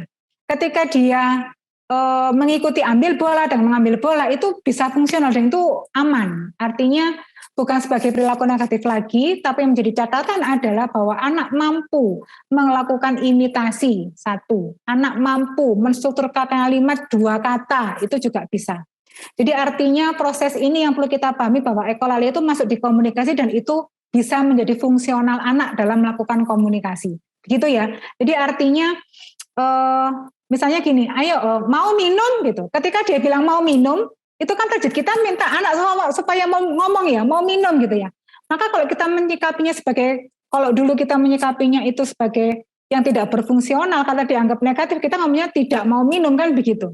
Tapi kalau anak kita mengajarkan dia berkomunikasi, dia mengulang dan memang dia mau minum, itu kan bisa juga melatih komunikasi ekspresif anak. Gitu. Jadi artinya memang kalau komunikasi kalau ekolalia ini merupakan bagian dari komunikasi dan itu bisa fungsional. Artinya aman, boleh dilakukan. Oke, sebentar. Tanya Bu Huyen sudah share ke saya coba kondisikan dulu untuk mengambil materinya Bu Iin supaya bisa diikuti dengan saksama lagi. Berarti nanti yang share screen saya ya. Terima kasih banyak ya Bu Mida. Sama-sama. Baik, saya sambung dulu parents semuanya sembari nunggu Bu Mida gitu ya. Kalau tadi saya sempat menyampaikan bahwa pada saat kita memberikan tahapan berkomunikasi harus sesuai dengan kemampuan anak gitu. Tahapan yang pertama adalah sebagai dasar membangun komunikasi reseptif dan ekspresif, berarti kita bisa menggunakan PEX. PEX itu tahapnya banyak, ada PEX fase 1 sampai PEX fase 6, tapi parents tidak perlu mempelajari itu semuanya. Yang perlu diketahui setelah ini Mbak Mida. Bentar, ini ya, bisa dilihat ya? Ya. Oke, silakan. Baik, ini sembari saya membawa PEX gitu ya, ayah bunda semuanya ya. Pada saat kita komunikasi dasar ke anak, setidaknya anak paham satu gambar. Katakanlah saya menunjukkan gambar wafer, maka dia paham bahwa ini adalah wafer. Ini masuk di PEX bagaimana dia paham satu gambar. Ini yang paling penting. Tidak semua anak pada saat kita tunjukkan gambar makan, dia tahu bahwa ini adalah makan misalkan. Sehingga yang perlu dipelajari adalah dia paham dulu ini adalah makan. Bagaimana caranya? Berarti kita belajar menggunakan PEX. Nanti akan ada video yang menayangkan gitu ya. Penjelasan sedikitnya adalah PEX itu pasti diawali dari sesuatu yang menjadi minat anak. Seperti yang Bu Mida sampaikan tadi. Sehingga parents bisa menyiapkan gambar kesukaan anak. Masing-masing anak punya kesukaan yang macam-macam. Ada yang suka bola, ada yang suka jepit mungkin japitan jemuran, ada yang suka kertas, ada yang suka kue, ada yang suka bulu-bulu mungkin, ada yang suka tali. Jadi TITS itu memang pendekatan humanisme. Tidak melarang anak yang suka bulu-bulu, tidak melarang anak yang suka tali. Tetapi justru dari sanalah jembatan kita untuk masuk mengenal anak lebih jauh. Kita catat apa kesukaan dari anak-anak ayah bunda semuanya. Oh, anak saya suka bola, berarti kita perlu menyiapkan gambar bola. Bagaimana caranya? Berarti kita nanti bisa menunjukkan, lihat, Bu Iin punya bola. Pada saat tangannya ingin mengambil bola, maka tangannya dia diinstruksikan atau dibantu untuk mengambil gambar bola. Turun Bu Mida. Nah, setelah anak paham satu gambar, maka kita bisa berlanjut bahwa anak itu bisa memahami lebih dari satu gambar. Jadi kita bisa menanyakan apa yang menjadi kesukaan anak, apakah bola, apakah kemudian dia sukanya adalah bulu-bulu kayak gitu misalkan. Setelah ini kita bisa menambahkan gambar yang lebih banyak lagi. Dari kunci PEX itu sehingga kita bisa masuk mengenalkan strategi meningkatkan komunikasi reseptif. Kita bisa mengajarkan aktivitas yang sederhana. Sekarang kamu makan dulu, setelah itu kamu jalan-jalan. Ini akan mudah dikuasai kalau PEX fase awal mereka sudah tahu, mereka bisa untuk membedakan gambar. Baru setelah itu kita bisa secara reseptif membuat anak lebih fokus, membuat anak lebih turut serta pada kegiatan kita. Sekarang kamu wudhu dulu, habis wudhu kamu sholat, habis itu kamu pulang sekolah. Lanjut Bu Mida. Jadi tadi stepnya satu gambar dulu di PEX dia paham, kemudian dia paham 2 gambar, 3 gambar, dan seterusnya. Akhirnya dia akan mulai memahami jadwal dengan gambar yang lebih panjang. Jadi kita bisa memberikan jadwal harian. Kalau ini di sekolah, baik di Riverkid maupun di UPT gitu ya, ini adalah jadwal harian dia selama seharian, dia paham. Aku mulai pagi sampai siang mau ngapain aja ya. Ini akan meredakan kecemasan dia. Tetapi sebelum menuju ke sini, kita bisa mengajarkan untuk visual yang sekuen pendek. Sekuen pendek itu tidak langsung 1 hari, tetapi kita mungkin kita bisa berangkat 4-5 gambar. Lanjut Bu Mida. Strategi komunikasi reseptif yang lain, karena reseptif itu untuk memahamkan, maka kita bisa mengajarkan sekuen. Sekuen ini memang tidak ajaib, tiba-tiba dia bisa. Kalau kata Bu Mida tadi, berdasarkan proses. Pada saat anak kita ajarkan rangkaian proses, rangkaian mandi, rangkaian cuci tangan, dan segala macam, maka kita bisa membantu untuk menunjukkan satu persatu. Yang pertama lipat dulu, ya sudah kita tunjukkan gambar lipat baju dulu. Kemudian berikutnya kamu nyalakan air, dan seterusnya sampai nanti akhirnya ini dia bisa paham secara mandiri. Lanjut Bu Mida. Baik, lanjut lagi. Ini tadi sudah ditampilkan Bu Mida di awal gitu ya. Ini social story. Jadi begini, pada saat anak kita katakanlah sekarang tahapnya dia masih menggunakan kata tunggal, jangan buru-buru memberikan social story. Karena banyak sekali yang berkembang di luaran sana, karena sudah dapat pelajaran terkait masalah visual, sehingga kadang-kadang visualnya tidak tepat. Visual yang diberikan ke anak, langsung aja diblebek semuanya. Oh ya, saya pernah dengar itu dari pelatihan. Katanya kalau anak gigit itu dikasih social story. Nggak bisa gitu juga. Jadi ketika kita mengintervensi anak yang tahapan reseptifnya masih menggunakan satu kata tunggal, kita tidak menggunakan social story. Cukup dengan 2 gambar misalkan untuk perbaikan perilakunya. Berarti menggigit tidak boleh, menggigit teman maksudnya ya. Menggigit teman, ini gambar menggigit teman. Gambar menggigit teman disilang, berarti bolehnya adalah kalau lagi marah berarti menggigit bantal misalkan seperti itu. Itu untuk anak yang fase awal, kita tidak bisa langsung lari ke social story. Seperti itu ya singkatnya. Lanjut Bu Mida. Nah, berikutnya adalah bagaimana kita memahamkan, kalau ini terkait masalah masturbasi. Jadi ini adalah social story yang bentuknya pendek, seperti yang saya ceritakan tadi. Kembali lagi ke pemahaman anak, dia sudah pahamnya sekuen berapa urutan ya. Kalau urutan dia masih pendek, kita mungkin cukup berikan 2 untuk memahamkan kalau kita mau memperbaiki masalah perilaku. Kalau dia pahamnya masih 3 atau sampai 4, kita bisa menggunakan gambar seperti ini. Jadi pada saat dia seperti ini, berarti dia tidak pegang di kelas, dia bolehnya pegang penis di kamar mandi. Seperti ini. Jadi kita bisa memodifikasi yang namanya social story, sehingga social story itu tidak bisa kita langsung mengadopsi sembarangan seperti itu ya. Kembali lagi, individualisasi itu penting. Kita penting sekali untuk memberikan kurikulum yang individual, kurikulum yang memang sesuai dengan kemampuan anak masing-masing. Kalau hari ini berarti kaitannya dengan masalah komunikasi. Lanjut Bu Mida.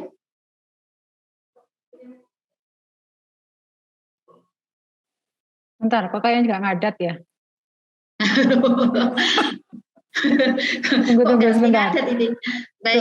Sebentar. Sepertinya setelah ini kita akan ke komunikasi ekspresif gitu ya. Komunikasi ekspresif itu adalah komunikasi di mana seseorang menyampaikan sesuatu ke orang lain. Gitu. Jadi pada saat kita tadi belajar PEX fase awal, kita mengambil gambar ini, ini berarti namanya komunikasi ekspresif. Kita ngasih tahu itu bagi anak yang nonverbal ke orang lain. Aku itu lagi pengen permen, misalkan seperti itu, meskipun dia belum bisa bicara. Tapi kalau anak itu sudah bisa bicara, pada saat dia ngambil gambar permen, kita bisa secara terintegrasi menyampaikan ke dia permen, seperti itu. Ini masih ngadat, Bu Mida? Kayaknya kok iya ya. Baik, kayaknya kok iya ya. Aduh. Baik, langsung aja kayaknya langsung ke video ya. Nanti dari video ini akan saya jelaskan sedikit gitu ya Bu Ellen ya. Oh ini jalan kayaknya ya. Oh jalan. Baik. Oke, jalan. Oke, ini kan? Oh iya betul. Oke. Sebelumnya kayaknya. Sudah. Ini adalah modifikasi yang kami buat. Ini adalah modifikasi pada saat kami menyampaikan ke murid kami, kamu mau imunisasi. Pada saat kita tidak menggunakan visual, saya yakin parents banyak sekali mengalami kendala di rumah. gimana ya caranya anak saya biar mau imunisasi. Anak saya ini butuh diinfus misalkan. Anak saya ini butuh untuk ke dokter THT, tetapi anak saya avoiding dengan pendengaran. Jadi kalau sudah periksa ke dokter THT, dia udah jerit duluan lihat alatnya. Social story ini berarti akan menggambarkan apa sih yang akan aku lakukan pada saat ke dokter THT, apa yang aku lakukan pada saat imunisasi, dan seterusnya. Kalau kita menyampaikan ini secara lisan ke anak SD, saya yakin itu akan menguap. Yang dia tangkap adalah imunisasi, imunisasi, imunisasi gitu aja. Tetapi kalau ada gambar seperti ini, dia akan paham.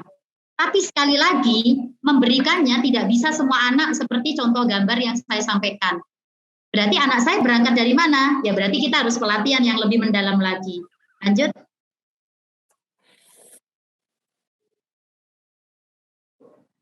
Kadet lagi ya, Bu.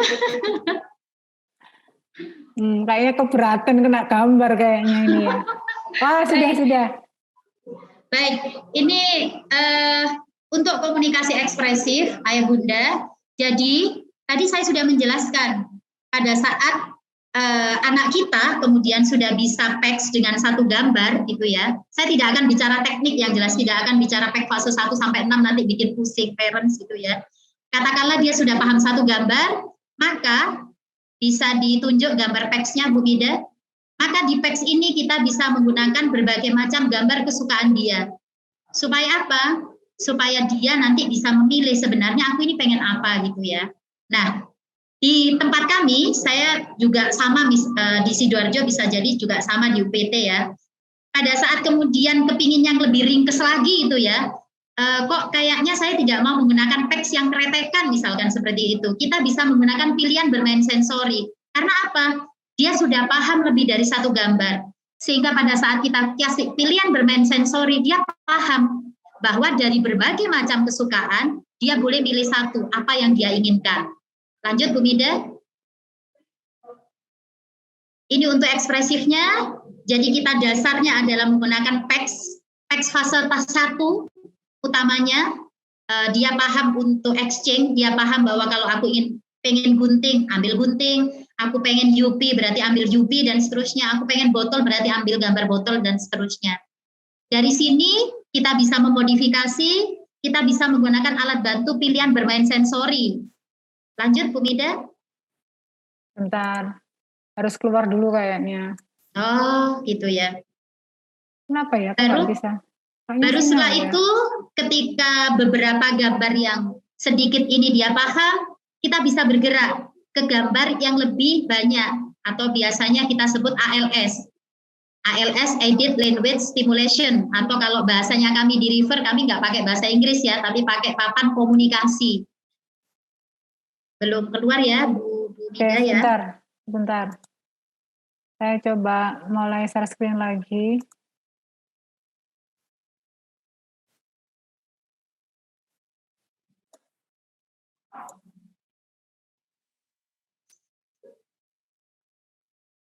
Nah, kayaknya bisa ini, gini, kelihatan ya, terlihat ya.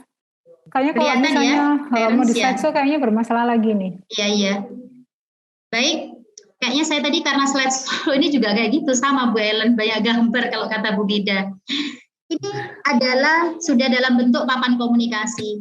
Kita bisa mengajarkan mereka untuk menyatakan, kalau memang dia suka lagu, aku pengen lagu apa ya, kayak gitu. Ini gambarnya sudah banyak. Itu tadi ya berarti kronologinya, karena dia sudah paham satu gambar, dua gambar, beberapa gambar, sampai akhirnya satu lembar dia mulai paham.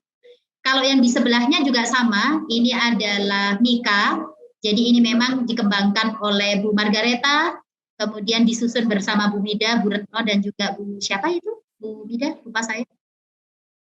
Bu Ira. Oh ya, Bu Ira. Jadi nanti seperti apa Mika? Jadi Mika ini adalah alat bantu yang memang high teknologi yang bisa memfasilitasi anak dengan autisme untuk belajar komunikasi ekspresif maupun reseptif menggunakan alat high teknologi. Lanjut, Bu. Ini sudah habis. Nah, mengapa harus menggunakan visual? Kalau tadi Bu Bida sudah sempat menyampaikan ya, ingat bahwa memang anak-anak autis itu adalah pembelajar visual. Saya yakin Ayah Bunda selama ini pasti kesulitan bagaimana cara memahamkan sesuatu yang lumayan kompleks. sesuatu yang kadang-kadang hanya untuk menjawab pertanyaan, kenapa ya anak saya tidak bisa untuk menjawab. Saya nyuruh ini kalau yang rutin bisa, tapi kalau detail kenapa tidak bisa. Dari sini tadi kita sudah belajar bahwa memang kita harus paham tahapannya, dan kita pada saat tahapannya berarti menentukan visual supportnya itu tepat. Itu yang paling penting. Paham tahapan, sehingga akibatnya kita akan paham alat bantu yang bisa mensupport yang tepat itu seperti apa. Khawatirnya selama ini kita memberikan alat bantu yang memang tidak tepat pada sasaran. Jadi jangan sampai terjebak dengan kata-kata visual, sehingga semua anak dikasihkan visual tapi tidak sesuai dengan kemampuannya. Baik, seperti itu.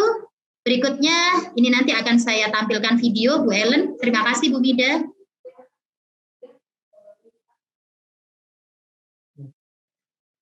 Baik.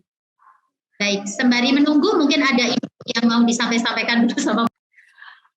Sambil menunggu video, kita jawab pertanyaan mungkin ya Bu ya.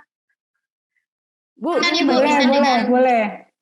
Ya, bagaimana kalau anak nggak paham dengan gambar yang diberikan? Caranya bagaimana, Bu? Oh. Oke, pada prinsipnya parent semuanya perlu digarisbawahi sekali gitu ya, di underline, di bold gitu ya. Intinya proses visual itu butuh proses. Seperti ada konsep-konsep yang tadi sudah saya sampaikan di depan, perlu diajarkan, perlu ada individual, perlu adaptasi gitu ya, perlu ada latihan, diulangi. Jadi prosesnya intinya ingat bahwa rutinitas itu merupakan salah satu cara untuk anak bisa paham ya. Oke, saya stop dulu ya kayaknya.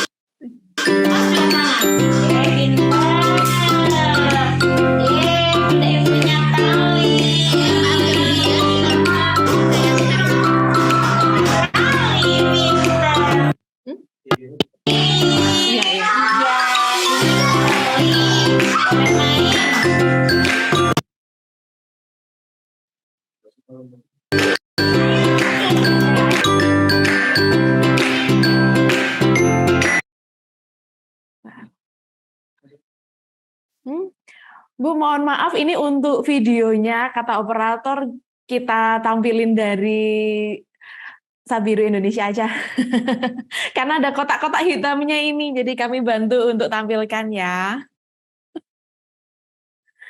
Mohon ditunggu. Silakan dilanjutkan Bu Mida yang tadi. Yang Tadi perlu sampai mana ya? digarisbawahi ini. Oke. Tadi proses penyajian visual itu tidak hanya ketika dikasih gambar sudah langsung otomatis paham, itu enggak. Jadi prosesnya tadi.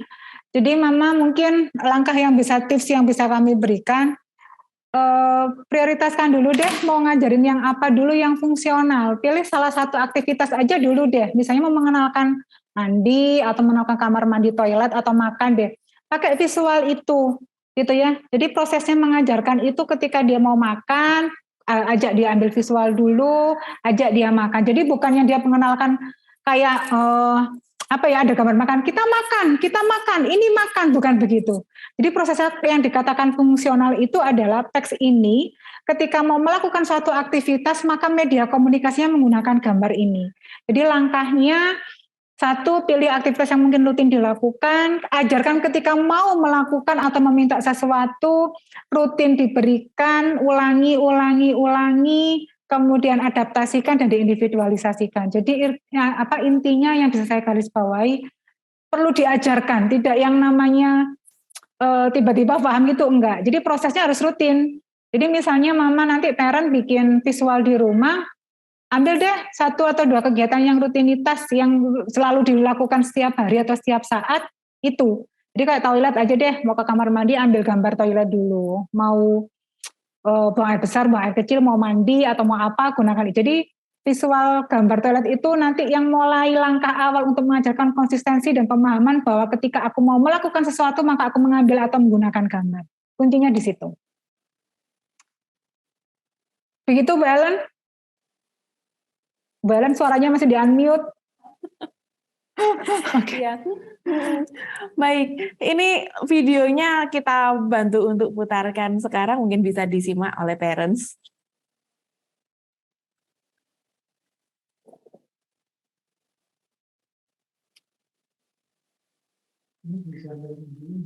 Hah? dari Bu Iin. Sudah kelihatan Bu Ellen? Oh, sudah Bu. Baik, Tapi kayaknya masih saya ada nggak bisa kotak-kotaknya ngilangkan juga. hitamnya. Jadi saya taruh di bawah ya parents ya, mohon maaf.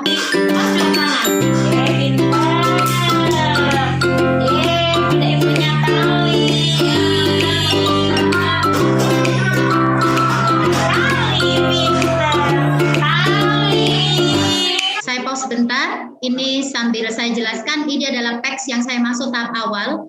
Jadi anak ini memang masih tahap awal sekali, dia suka tali, yang diberikan adalah masih satu gambar. Nah, ini adalah teks tahap berikutnya, jadi si anak ini sudah paham beberapa gambar, sehingga dia meskipun ada 4 gambar ditempel di sana, secara ekspresif dia bisa untuk menyatakan ke gurunya bahwa dia ingin mendapatkan buku. Kemudian secara reseptif sama gurunya diajak untuk, diinstruksikan untuk mengambil buku. Itu yang dimaksud dengan meleburkan komunikasi fungsional, ekspresif dan reseptif, sehingga pada saat kita mengajarkan kita tidak terpisah-pisah. Yang disebut dengan komunikasi reseptif, berarti si guru menyuruh si anak ini untuk menggambar gitu ya. Jadi ini adalah namanya Mika. Mika ini juga bisa kita gunakan untuk berkomunikasi untuk tahap awal. Jadi seperti itu. Si anak ini adalah anak tunarungu plus dengan autism, tetapi karena tunarungu itu juga pada saat derajat pendengarannya berat, maka kita bisa menggunakan visual, sehingga kita tidak harus menunggu sampai dia betul-betul bisa mendengar. Dengan menggunakan satu kata tunggal. Jadi si anak ini tadi secara ekspresif, dia menyatakan ke gurunya untuk buka pintu. Jadi seperti itu.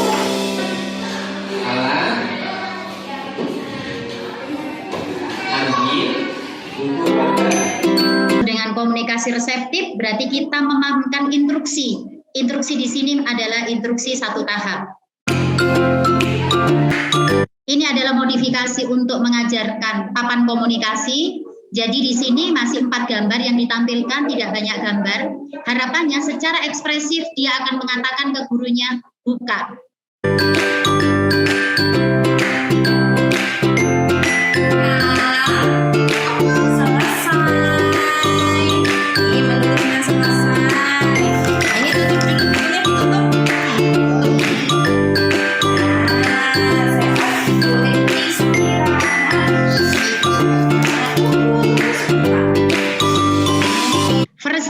Itu adalah salah satu teknik agar anak fokus.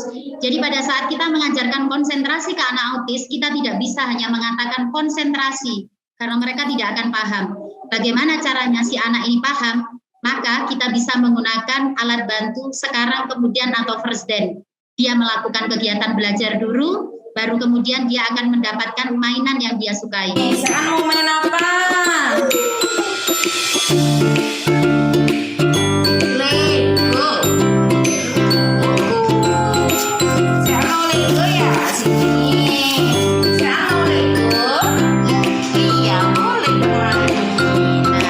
Di sini berarti kita bisa mengintegrasikan agar si anak paham konsep ya tidak. Karena ya tidak itu harus nyata mereka lalui sehingga mereka paham apa yang dimaksud iya, apa yang dimaksud dengan tidak.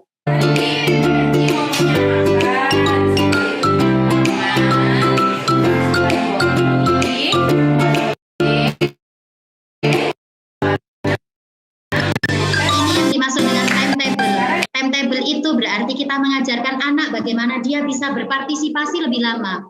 Dia tahu apa yang harus dia lakukan, kemudian dia juga tahu setelah aku melakukan kegiatan, nanti aku pasti akan mendapatkan reward.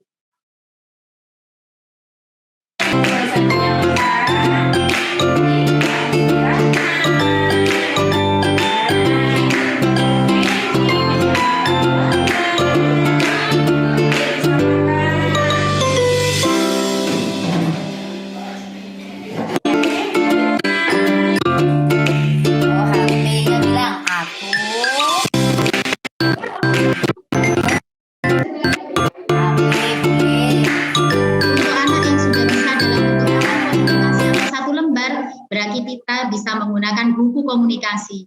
Di dalam buku komunikasi ini berarti berisi bermacam kegiatan, kata kerja, kata orang, kata sifat, dan seterusnya yang dipakai untuk anak mengkomunikasikan apa yang dia inginkan. Jadi kemasannya sudah lebih praktis karena ini sudah dalam satu buku.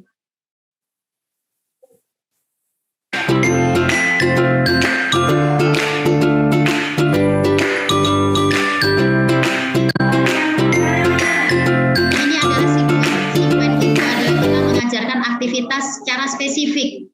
Berarti pada saat aku mencuci tangan itu tentu terjadi dalam beberapa tahapan. Kenapa ada beberapa anak autis tidak bisa mandi secara mandiri, kemudian memasak belum bisa mandiri dan seterusnya, karena memang mereka berhambatan dengan masalah executive functioning. Bagaimana caranya kita memahamkan bahwa serangkaian proses ini dimulai dari A menuju ke Z misalkan, kita bisa menggunakan sekuen.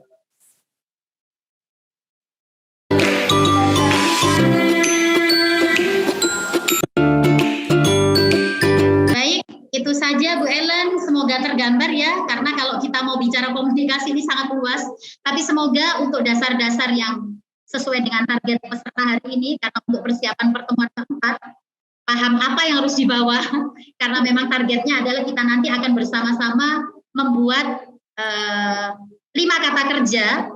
Jadi ini tadi kaitannya dengan yang sudah saya sampaikan tadi, berarti sudah mulai tergambar. 5 kata kerja dasar apa saja ya yang akan saya siapkan untuk pertemuan minggu ke depan. 5 kata kerja ini apakah sama untuk parent semuanya? Tidak. Silakan dipilih 5 kata kerja yang memang betul-betul mau diajarkan ke anak. Boleh makan, boleh minum, boleh menggosok gigi, boleh tidur, boleh menonton TV, atau mungkin ada yang 5 kata kerja 5 kata kerja dasar yang lain. Dari 5 kata kerja yang sudah disiapkan, nanti kita akan bareng-bareng untuk belajar membuat sekuen dasar sederhana dan bagaimana membreakdown-nya menggunakan first date. Seperti apa gambarannya? Insya Allah nanti akan kita latih bersama di pertemuan yang keempat. Semoga tahan ya sampai pertemuan keempat ya. Lumayan rangkaiannya panjang. Baik, terima kasih semuanya. Demikian dari saya, dari SLB Riverkit. Terima kasih Sabiru. Monggo silakan Bu Ellen. Baik, terima kasih Bu Iin untuk presentasinya dan juga share videonya. Kita langsung ke tanya jawab ya, melanjutkan yang tadi. Nah ini ada pertanyaan bagus. Bu, kenapa harus pakai gambar? Kenapa nggak bendanya langsung? Baik, saya jawab ya Bu Mida ya. Boleh. Ayah Bunda, saya yakin yang namanya kata kerja itu kan sangat banyak ya. Kalau kita bicara terkait dengan perkembangan komunikasi, kita itu idealnya anak usia 3-4 tahun itu harus sudah 1.000 atau 2.000 kata kerja ya Bu Mida kata yang harus dikuasai. Pada saat kita menggunakan visual, tentu itu lebih efektif dan efisien. Bayangkan ketika kita ini tidak ada gambar, tapi dia harus menunjuk gambarnya. Belum tentu yang dia mau ada di ruangan itu. Belum tentu yang dia inginkan tersedia di ruangan itu. Bayangkan kalau misalkan dia kepingin ke Alfamidi, apakah ya di ruangan kelas itu harus disediakan Alfamidi terlebih dahulu, misalkan seperti itu. Jadi kenapa kita harus menggunakan visual? Karena secara evidence base sudah dijelaskan Bu Reta sama Bu Mida, ini akan lebih mudah. Benda langsung itu juga visual, iya memang. Bolehkah kita menggunakan benda langsung? Boleh, tidak ada masalah. Tetapi ketika anak parents, kemudian perbendaharanya sudah banyak, dia sudah menguasai kata kerja, kata benda, kata buah, kata sifat, kemudian dia sudah mengenal banyak hal, tidak mungkin itu kita sajikan dalam bentuk benda. Jadi intinya kita boleh pakai benda, asalkan memang support benda itu memang dibutuhkan oleh anak. Tetapi ketika dia keinginannya sudah semakin banyak dan tidak cukup hanya divisualkan melalui benda, maka akan lebih praktis pada saat kita menggunakan visual, seperti itu. Oke, mungkin menambah sedikit Bu Ellen ya. Jadi prosesnya begini. Memang tahapan untuk memahami visual itu kan berawal dari benda konkret ya, sampai dari foto, kemudian sampai gambar yang sifatnya kayak apa sih bahasanya itu, kayak yang ditayangkan tadi. Nah, itu sudah dijawab Bu In. Yang kedua saya menambahkan begini. Kenapa sih kok menggunakan gambar, kenapa menggunakan visual itu yang perlu kita pahami, kita mau mengajarkan anak supaya bisa mandiri dan lebih terampil. Karena visual ini mendukung anak untuk bisa lebih mandiri. Jadi mau sampai kapan kita akan menginstruksikan terus dengan hal-hal yang bersifat verbal gitu ya. Terkadang untuk anak-anak yang kesulitan komunikasi aja sulit loh mencerna masukan-masukan yang cukup panjang gitu ya. Jadi proses ini satu untuk memudahkan anak, kemudian meningkatkan kemandirian anak, dan juga kita mulai memberikan pelayanan mengajarkan mereka sesuai dengan cara belajar mereka. Itu kuncinya di situ. Oke, mungkin itu Bu Ellen tambahannya. Monggo selanjutnya. Baik, selanjutnya ini yang banyak ditanya, Bu. Bagaimana bisa mendapatkan PEX? Bagaimana bisa mendapatkan Mika? Silakan, Bu. Sebelum ke Mika, PEX-nya dulu. Sebelum ke PEX-nya, metriknya dulu. Ya. Kalau bicara seperti ini memang harus training lanjutan ya Bu Ellen ya. Kami aja, saya sama Bu Midani masih training sampai sekarang gitu Bu. Ya. Jadi kalau nanti mau belajar PEX dasar, berarti ada di pertemuan keempat.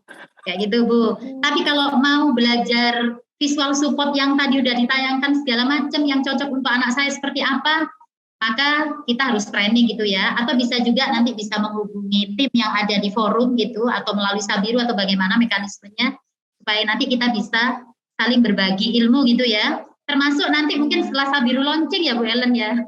Iya. Kita bisa saling berdiskusi di sana. Ya mungkin kalau untuk diskusi lebih intensif ya kita lagi siapkan programnya ya, makanya itu ditunggu apakah itu programnya. Baik, tadi saya sempat jawab Bu, untuk PEX mungkin bisa googling, ya kan, atau mungkin beli, ada juga di toko online kan, seperti yang tadi dipakai oleh Bu Iin. Sebenarnya kalau PEX ini atau gambar ini nggak harus gambar yang kayak pakai bootmaker kok, pakai gambar-gambar visual yang misalnya parent nanti, misalnya nih mengajarkan anak mengambil, misalnya nih ya benda kayak bolpen begini, foto aja bolpennya, itu bisa jadi nanti dibikin PEX bisa gitu. Jadi gambar PEX itu boleh benda konkret kok, boleh benda konkret, jadi tidak harus menggunakan bootmaker. Kayaknya besok ya, Win, ya pertemuan terakhir ya, kita akan bahas itu ya. Jadi harus apa yang perlu dipersiapkan, nggak usah gambar yang seperti kami, Bu Ellen ya, Bu Meda ya. Gambar apapun di rumah, saya kepingin kata kerjanya besok itu tidur ya, sudah anaknya ya, tidur juga di foto, boleh. Ya. Anaknya makan, foto anaknya pas makan. Ya benar-benar. Kayak gini di sini saya di studio kepingin gelas, saya foto ini gelasnya gitu kan, pingin kasih tahu bahwa ini adalah bunga gitu, foto bunganya. Jadi pakai foto aja nggak apa-apa ya Bu, ya nggak harus gambar kartun ya. Boleh. Iya, Bu. Baik, ke pertanyaan berikutnya aja. Bagaimana jika anak kekuatannya itu di audio bukan visual? Ini untuk anak autisme kah? Kalau untuk anak autismenya sejauh ini yang kami pelajari, kekuatan anak dengan autisme itu adalah di visual.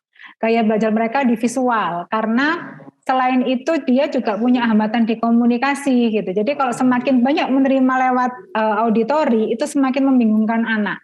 Karena karakteristik utamanya dia juga di kesulitan komunikasi, kekuatan pembelajarannya lewat visual. Nah, tapi kalau untuk anak pada tipikal pada umumnya, memang kayak belajar kita itu kan ada beberapa ya, ada visual, ada auditori, ada kinestetik. Memang proses pembelajaran itu yang perlu kita pahami bersama, dengan cara apapun, anak itu memiliki gaya belajar tersendiri. Jadi intinya adalah lewat cara belajar mereka, dengan cara apapun, yang penting informasi yang disampaikan bisa diserap. Kalau misalnya pakai lebih dominan gaya belajarnya di auditori, ya anak mungkin nggak lebih banyak menggunakan visual. Tapi kalau untuk anak dengan autisme yang kami pelajari sampai saat ini memang kekuatannya di visual, maka visual yang diutamakan. Gitu. Nah, Bu, siapa saja sih yang membutuhkan alat bantu visual ini? Maksudnya dengan gangguan perkembangan apa aja selain autis? Sejauh ini yang kita gunakan di UPT mungkin juga di Riverkid ya, untuk anak dengan autisme, kemudian anak dengan gangguan pendengaran, dan juga untuk anak dengan hambatan intelektual. Jadi itu lebih memudahkan mereka untuk memahami hal yang terprediksi. Jadi lebih paham mereka harus ngapain, letaknya di mana, tugas yang mereka kerjakan apa, itu membantu mereka untuk memahami suatu tugas atau instruksi yang diberikan. Kurang lebih itu. Mungkin juga untuk anak-anak yang sebenarnya kalau ada pertanyaan, kalau untuk anak-anak yang punya masalah di penglihatan bagaimana gitu. Sejauh ini di kami, kalau untuk anak dengan yang punya masalah penglihatan itu menggunakan benda konkretnya sejauh ini. Itu. Saya tambahkan ya Bu Mida. Boleh Bu Iin. Kalau kita bicara tips itu kan juga untuk hendaya komunikasi ya Bu. Jadi untuk murid kami yang di sini, selain masalah tunagrahita atau disabilitas intelektual, kita juga memodifikasi untuk anak-anak tunarungu. Kalau tadi di video ada anak yang pakai alat bantu dengar itu kan Bu ya. Pada saat anak pakai alat bantu dengar, tentu kita juga bisa menggunakan visual. Karena yang namanya visual itu kita bisa total komunikasi gitu Bu Ellen. Total komunikasi itu tidak hanya melulu pada visual. Makanya tips ini kan kenapa kita juga ada benda, kemudian kita juga menggunakan visual, kita juga gesturnya jelas. Jangan sampai seorang guru, meskipun ada visualnya, kemudian anak melakukan suatu kebaikan gitu ya, kita dengan wajah kita nggak jelas kayak gitu. Ya, bagus. Pinter. Kita juga gunakan ekspresi kita, hebat, supaya dia tahu, oh ini guruku berarti lagi seneng ini kayak gitu. Jadi total komunikasi bisa dilakukan, dan ada satu anak low vision di sini Bu, kami juga menggunakan visual. Dia memang tidak buta total, tetapi dia anak low vision, dia amat sangat sekali mampu untuk melakukan berbagai macam aktivitas, meskipun dia harus sambil mendekatkan gambar itu di matanya. Tetapi itu cukup efektif untuk membantu dia agar paham apa yang harus dia komunikasikan dan paham apa yang harus dia lakukan. Bu, ini kalau untuk anak-anak yang sudah paham visual ini harus duduk, harus dia mendengarkan guru kalau di kelas, tapi ini lingkungannya, teman-temannya ini masih suka jalan-jalan. Nah, ini bagaimana bisa mengkondisikan supaya anak-anak ini tidak mengimitasi perilaku tersebut? Baik, ini lingkungan sekolahnya dia atau di mana? Iya, lingkungan sekolah kayaknya Bu In. Jadi begini Bu, sejauh yang kami pelajari gitu ya, insya Allah saya sama Bu Bida juga sama, kami menjadi bagian dari tim inklusi yang ada di sekolah umum gitu ya, kami mensupervisi. Anak autis itu tidak semuanya bisa langsung imitasi, tidak bisa langsung coping perilaku gitu Bu. Jadi pada saat katakanlah sebuah konsep diajarkan ke dia bahwa kamu kalau belajar itu harus duduk. Saya yakin pada saat itu diberikan secara kontinu dia akan duduk. Tetapi teman-temannya ada itu yang lari-lari dan segala macam. Intinya adalah tidak semua anak autis bisa coping perilaku secara langsung karena memang menjadi hambatan mereka di interaksi sosial, mereka kesulitan untuk meniru tindakan orang lain. Jadi ini coba untuk harus diobservasi dan digali kayaknya Bu Mida ya. Yang membuat dia mondar-mandir bisa jadi bukan dia meniru teman, tetapi memang konsep dia bahwa belajar itu harus duduk dulu, harus mengerjakan, setelah mengerjakan barulah kamu istirahat. Itu sepertinya yang penting untuk diajarkan. Jadi akar permasalahannya sebenarnya bukan masalah dia meniru perilaku teman, tetapi karena konsep belajar itu sendiri dia yang tidak paham. Karena kalau kita kembali ke masalah coping perilaku ya, banyak sekali anak-anak autis itu kita masukkan katakanlah di sekolah umum kayak gitu ya, atau di sekolah reguler. Mereka sangat sulit sekali. Oh, kita tidak bicara teman yang lari-lari ya Bu. Temanku lagi upacara. Apakah aku bisa langsung tiba-tiba mengikuti upacara? Oh, temanku itu ternyata kalau ada guru sedang menjelaskan, aku akan mendengarkan. Mereka juga tidak tiba-tiba bisa untuk melakukan itu. Oh, ternyata kalau maaf ya misalkan, kalau kentut itu tidak boleh untuk di kelas. Mereka tidak bisa langsung mengcoping perilaku seperti itu karena memang ini menjadi hambatannya. Mereka tidak bisa langsung meniru tindakan orang lain. Jadi penting untuk digali lebih lanjut. Sebenarnya yang membuat dia mondar-mandir itu bisa jadi bukan meniru perilaku teman, tetapi konsep perhatian dia itu yang harusnya sepertinya harus dibenahi. Seperti itu Bu Ellen. Baik. Bagaimana kalau misalkan anak ini sudah bisa komunikasi dua arah, sudah memahami visual, tapi kalau ditanya untuk bercerita dia nggak mau Bu. Jadi misalkan ditanya, dari sekolah bermain apa gitu, dia nggak mau jawab, gimana Bu? Pak, kebiasaan ini ya. Anak yang punya kesulitan komunikasi dia dua arah itu sudah merupakan ekspektasi yang cukup tinggi. Kalau dia diminta untuk bercerita dengan konsep yang sangat panjang, itu juga jadi satu tantangan tersendiri. Nah, supaya dia bisa dilatih, pakai apa? Kalau memang beneran dipastikan anaknya sudah punya kosakata yang cukup banyak, sudah bisa komunikasi dua arah, tinggal pakai skrip. Insya Allah kalau nggak di pertemuan 1 atau 2 ya gitu. Itu ada beberapa macam contoh untuk melatih. Jadi proses ada melatih percakapan, misalnya melatih percakapan atau bercerita gitu ya. Kalau di sini itu kita punya namanya itu telling story gitu ya. Jadi misalnya mungkin berawal bukan dari kegiatan dia habis ngapain, tapi misalnya kita mengawalnya dari benda yang dia suka atau benda baru yang dibelikan oleh orang tuanya. Nah, ada ketika di waktu telling story itu si anak diminta untuk orang tua atau anak kita kasih fotonya, dia nanti menceritakan misalnya bagaimana cara bercerita. Nanti di visualnya itu ada contoh misalnya mulai selamat pagi teman-teman, aku mempunyai buku cerita ini aku dapatkan dari siapa, buku cerita ini tentang ini gitu. Berarti prosesnya berawal dari situ dulu. Atau bisa pakai skrip kayak apa ya, contoh pertanyaan-pertanyaan yang bisa diakomodir oleh orang tua sama anak. Tapi perlu catatan sekali lagi, perlu dipahami sekali lagi, cerita itu kan konsep yang cukup panjang ya, cukup abstrak. Jadi untuk anak-anak yang punya kesulitan komunikasi, proses bercerita ini bisa dikondisikan menggunakan visual. Insya Allah Bu Iin di videonya Riverkid juga ada ya, awal cerita bagaimana, tengah ceritanya seperti apa, sampai di akhir ceritanya seperti apa. Itu menggunakan media visual semua, kita ada. Kayaknya nanti setelah ini saya coba foto ini ya, saya kirim di grup supaya nanti bisa jadi gambaran gitu buat parent semuanya. Kayaknya ternyata lebar ya. Di luar, tapi luar biasa sih responnya. Ya, ini berarti kalau ada bonus-bonus dari Bu Mida ini kami bagikan di Info Parenting Sabiru. Ini parents yang ikut webinar hari ini harus juga ikut di grup WhatsApp kami nih supaya bisa mendapatkan bonusnya Bu Mida. Boleh, nanti saya coba bantu ya visual-visual apa yang bisa untuk melatih cara anak bercerita. Ya. Dan ada tambahan juga ini ya Bu Mida ya, bahwa penting juga untuk diobservasi oleh yang barusan orang tua bertanya ya.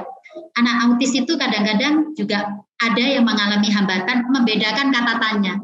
Mereka kesulitan sekali untuk membedakan kata tanya apa, siapa, di mana, bagaimana, dan mengapa. Itulah pentingnya kita memberikan coding visual. Jadi ini tidak berlaku untuk semua anak, tetapi bisa jadi beberapa anak itu kenapa ya dia pintar untuk ngomong, tapi pada saat ditanya dia bingung antara ini sebenarnya ditanya apa kok jawabannya mengapa, misalkan ditanya berapa jawabannya apa, bisa jadi dia bingung terkait masalah kata tanya. Karena kata tanya itu sifatnya adalah abstrak dan membingungkan, maka kita juga bisa menggunakan visual. Saya nggak bawa contohnya gitu, tetapi nanti mungkin bisa di-share di grup itu ya. Kalau apa simbolnya itu mungkin tanda tanya, sehingga dia akan hafal. Oh, kalau ditanya seperti ini, berarti jawabnya seperti ini. Jadi memang ada semacam visualnya gitu, kita bisa menjelaskan ke anak. Kalau apa berarti ada gambarnya untuk menjawab kata benda misalkan. Kalau siapa itu untuk menjawab kata orang dan seterusnya. Jadi kalau kita bicara terkait masalah komunikasi ya Bu Mida ya, makanya kembalinya ya ke planning metric lagi, perlu untuk diobservasi lebih lanjut. Jangan-jangan si anak ini seolah-olah dia cakep untuk berkomunikasi, tetapi ternyata ada tahapan-tahapan yang memang dia belum lalui, sehingga dia belum mampu untuk melakukan itu. Seperti itu. Iya, termasuk untuk iya, tidak, aku, kamu, itu biasanya anak kesulitan Bu ya. Iya, betul. Jadi sudah ada codingnya sendiri-sendiri gitu, beneran sangat membantu banget kalau untuk anak-anak ini sendiri. Iya, benar Bu. Jadi kalau untuk anak-anak dasar kita nggak bisa ceramah gitu, nanti kalau ini, kalau kamu suka berarti iya ya, kalau kamu nggak mau berarti begini ya, nggak bisa juga seperti itu Bu. Jadi kembali lagi kita harus betul-betul kontekstual. Pada saat gesturnya, katakanlah ini anaknya nonverbal ya Bu ya, kita kasih permen gitu ya, kemudian dia menunjukkan gesturnya, ya sudah tangannya bisa kita tunjukkan ke kata tidak, supaya dia tahu, oh kalau seperti ini berarti cara menolaknya adalah dengan mengatakan tidak. Itu untuk anak-anak yang nonverbal. Atau bisa jadi dia verbal, tetapi dia bingung konsep ya tidak. Berarti pada saat gesturnya secara nyata menunjukkan dia tidak tertarik, kita bisa langsung menunjuk gambar tidak, dan dia nanti bisa imitasi suara tidak. Seperti itu. Jadi sekali lagi harus betul-betul kontekstual ya Bu, nggak bisa berimajinasi, nggak bisa pura-pura. Berarti kita harus paham dia menunjukkan reaksi apa ya, apakah ini dia senang atau tidak gitu ya Bu ya? Betul. Jadi gini Bu, ini pengalaman ya kalau kita belajar emosi ya Bu, bukan hanya ya tidak ya. Emosi itu kan juga sesuatu yang abstrak ya Bu ya. Sakit, sedih, cemburu, senang, Kemudian kalau Bu Mida tadi menayangkan di awal tadi, komunikasi itu bisa jadi aku jengkel dan seterusnya. Bagaimana ya cara mengajarkannya biar anakku tahu? Ya memang harus betul-betul kejadian. Kita nggak bisa cuma pura-pura sakit. Gini misalkan. Nah suatu saat mungkin Bu Mida ini begini, sehingga si anak bisa jadi berpikir bahwa itu adalah sakit, padahal bukan. Bu Mida ini lagi patah hati misalkan seperti itu. Jadi memang harus betul-betul kejadian, Bu. Jadi biasanya di tempat kami gitu, katakanlah dia kepanasan gitu ya Bu ya. Ya sudah, secara isyarat gestural dia terlihat dia kepanasan, disitulah kita mengajarkan secara fungsional. Oh, kamu panas ya, kamu kepanasan gitu. Atau misalkan dia lagi garuk-garuk tangannya misalkan. Ya langsung kita sampaikan, ini gatal. Jadi harus betul-betul real terjadi, barulah anak itu paham yang dimaksud dengan kata emosi ini. Itu ya Bu ya. Itu maksudnya Bu Ellen dan juga parents yang saat ini ada di acara webinar Sabiru. Ya, baik. Nah, mungkin saya harus infokan untuk webinar hari ini kita ada post attendee ya Bu ya. Sudah dibagikan, linknya ada di kolom chat, jadi bisa parents isi nanti. Itu sebagai bukti kehadiran dan juga syarat untuk mendapatkan e-sertifikat. Nah, Bu, ini ada pertanyaan bagaimana ya, maksudnya memilih 5 kata kerja dasar yang biasa digunakan di rumah. Hanya difoto sajakah, terus dikirim atau bagaimana? Nah, ini penjelasan untuk webinar keempat ini, Bu, supaya nggak bingung. Silahkan, ini saya Bu Mida. Boleh, Bu Mida, silakan. Jadi gini, parents berarti silakan menfoto kata kerja dasar. Kata kerja dasar itu berarti contohnya adalah makan, minum, mandi, tidur, menonton TV, mungkin sholat, itu menjadi sebuah kata kerja dasar untuk anak-anaknya ayah bunda. Ya silahkan, berarti bebas ya. 5 kata kerja ini sekali lagi adalah bebas. Silakan difoto, bisa dari gambar Google, bisa dari gambar nyata, kemudian berarti nanti akan di-print. Setelah di-print, nanti digunting seperti ini. Kebalik ya. Maka akan digunting seperti ini. Nah, apakah perlu untuk dilaminating? Nggak usah, karena ini untuk latihan gitu. Jadi cukup sediakan saja 5 kata kerja dasar, apapun itu, silahkan disediakan dalam bentuk gambar. Ukurannya seperti apa? Ukurannya boleh 3x3, boleh 4x4 gitu ya. Kayaknya maksimal 4x4 cukup lah. Kalau ini 3x3 ini Bu Ellen. Ini parents, ini 3x3. Nanti di print kemudian kita gunting. Sudah cukup itu aja yang disediakan oleh parents yang ada di rumah gitu.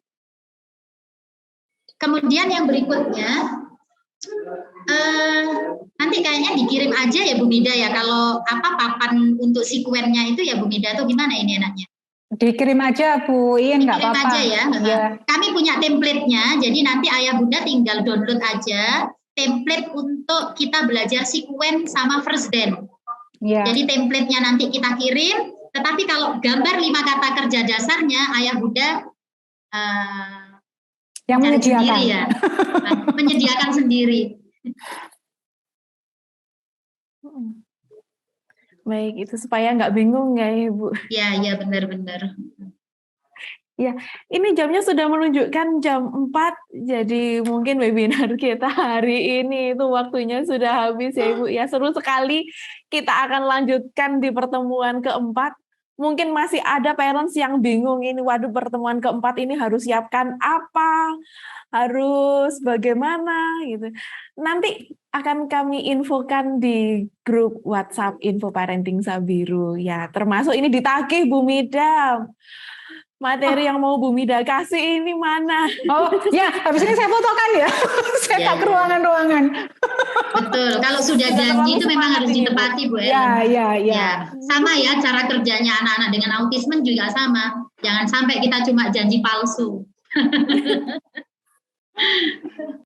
Ya. Baik, saya terima kasih banyak untuk waktu dan juga sharing ilmunya Bu Mida dan Ibu Iin pada hari ini. Kita ketemu lagi di minggu depan ya Ibu ya, untuk live activity. Iya. Nanti insya Allah kemungkinan besar akan Bu Reta dan Bu Rena juga akan hadir bersama. Jadi nanti mungkin kita juga akan ada sesi diskusi lebih lengkap gitu ya, sama Bu Santi juga. Terima kasih Bu Ellen, saya kembalikan. Iya, terima kasih Ibu. Nah, parents, untuk webinar pada sore hari ini mungkin sudah selesai. Kita bisa lanjutkan di minggu depan ya untuk live activity. Tapi jangan meninggalkan ruangan Zoom terlebih dahulu karena kami akan putarkan kembali video yang tadi ditayangkan oleh Bu Iin supaya lebih jelas bagaimana tahapan PEX yang dilakukan di SLB River Kit. Nah, gitu. Nah, akhir kata saya Ellen mewakili Sabiru Indonesia mengucapkan terima kasih untuk perhatian dan juga waktu dari para peserta. Mohon maaf apabila ada salah kata maupun perbuatan yang tidak sengaja maupun yang sengaja kami lakukan. Kita bertemu lagi di minggu depan ya. Dan sekarang kita mau foto terlebih dahulu mungkin ya untuk dokumentasi. Boleh diaktifkan mungkin kameranya para peserta. Wah, ini cantik-cantik ibu-ibunya. Ada bapak-bapak juga yang bergabung ya. Ada Pak Hasim. Halo Bapak Hasim. Kita mulai ya fotonya. 1, 2, 3. Baik, sekali lagi. 1, 2, 3.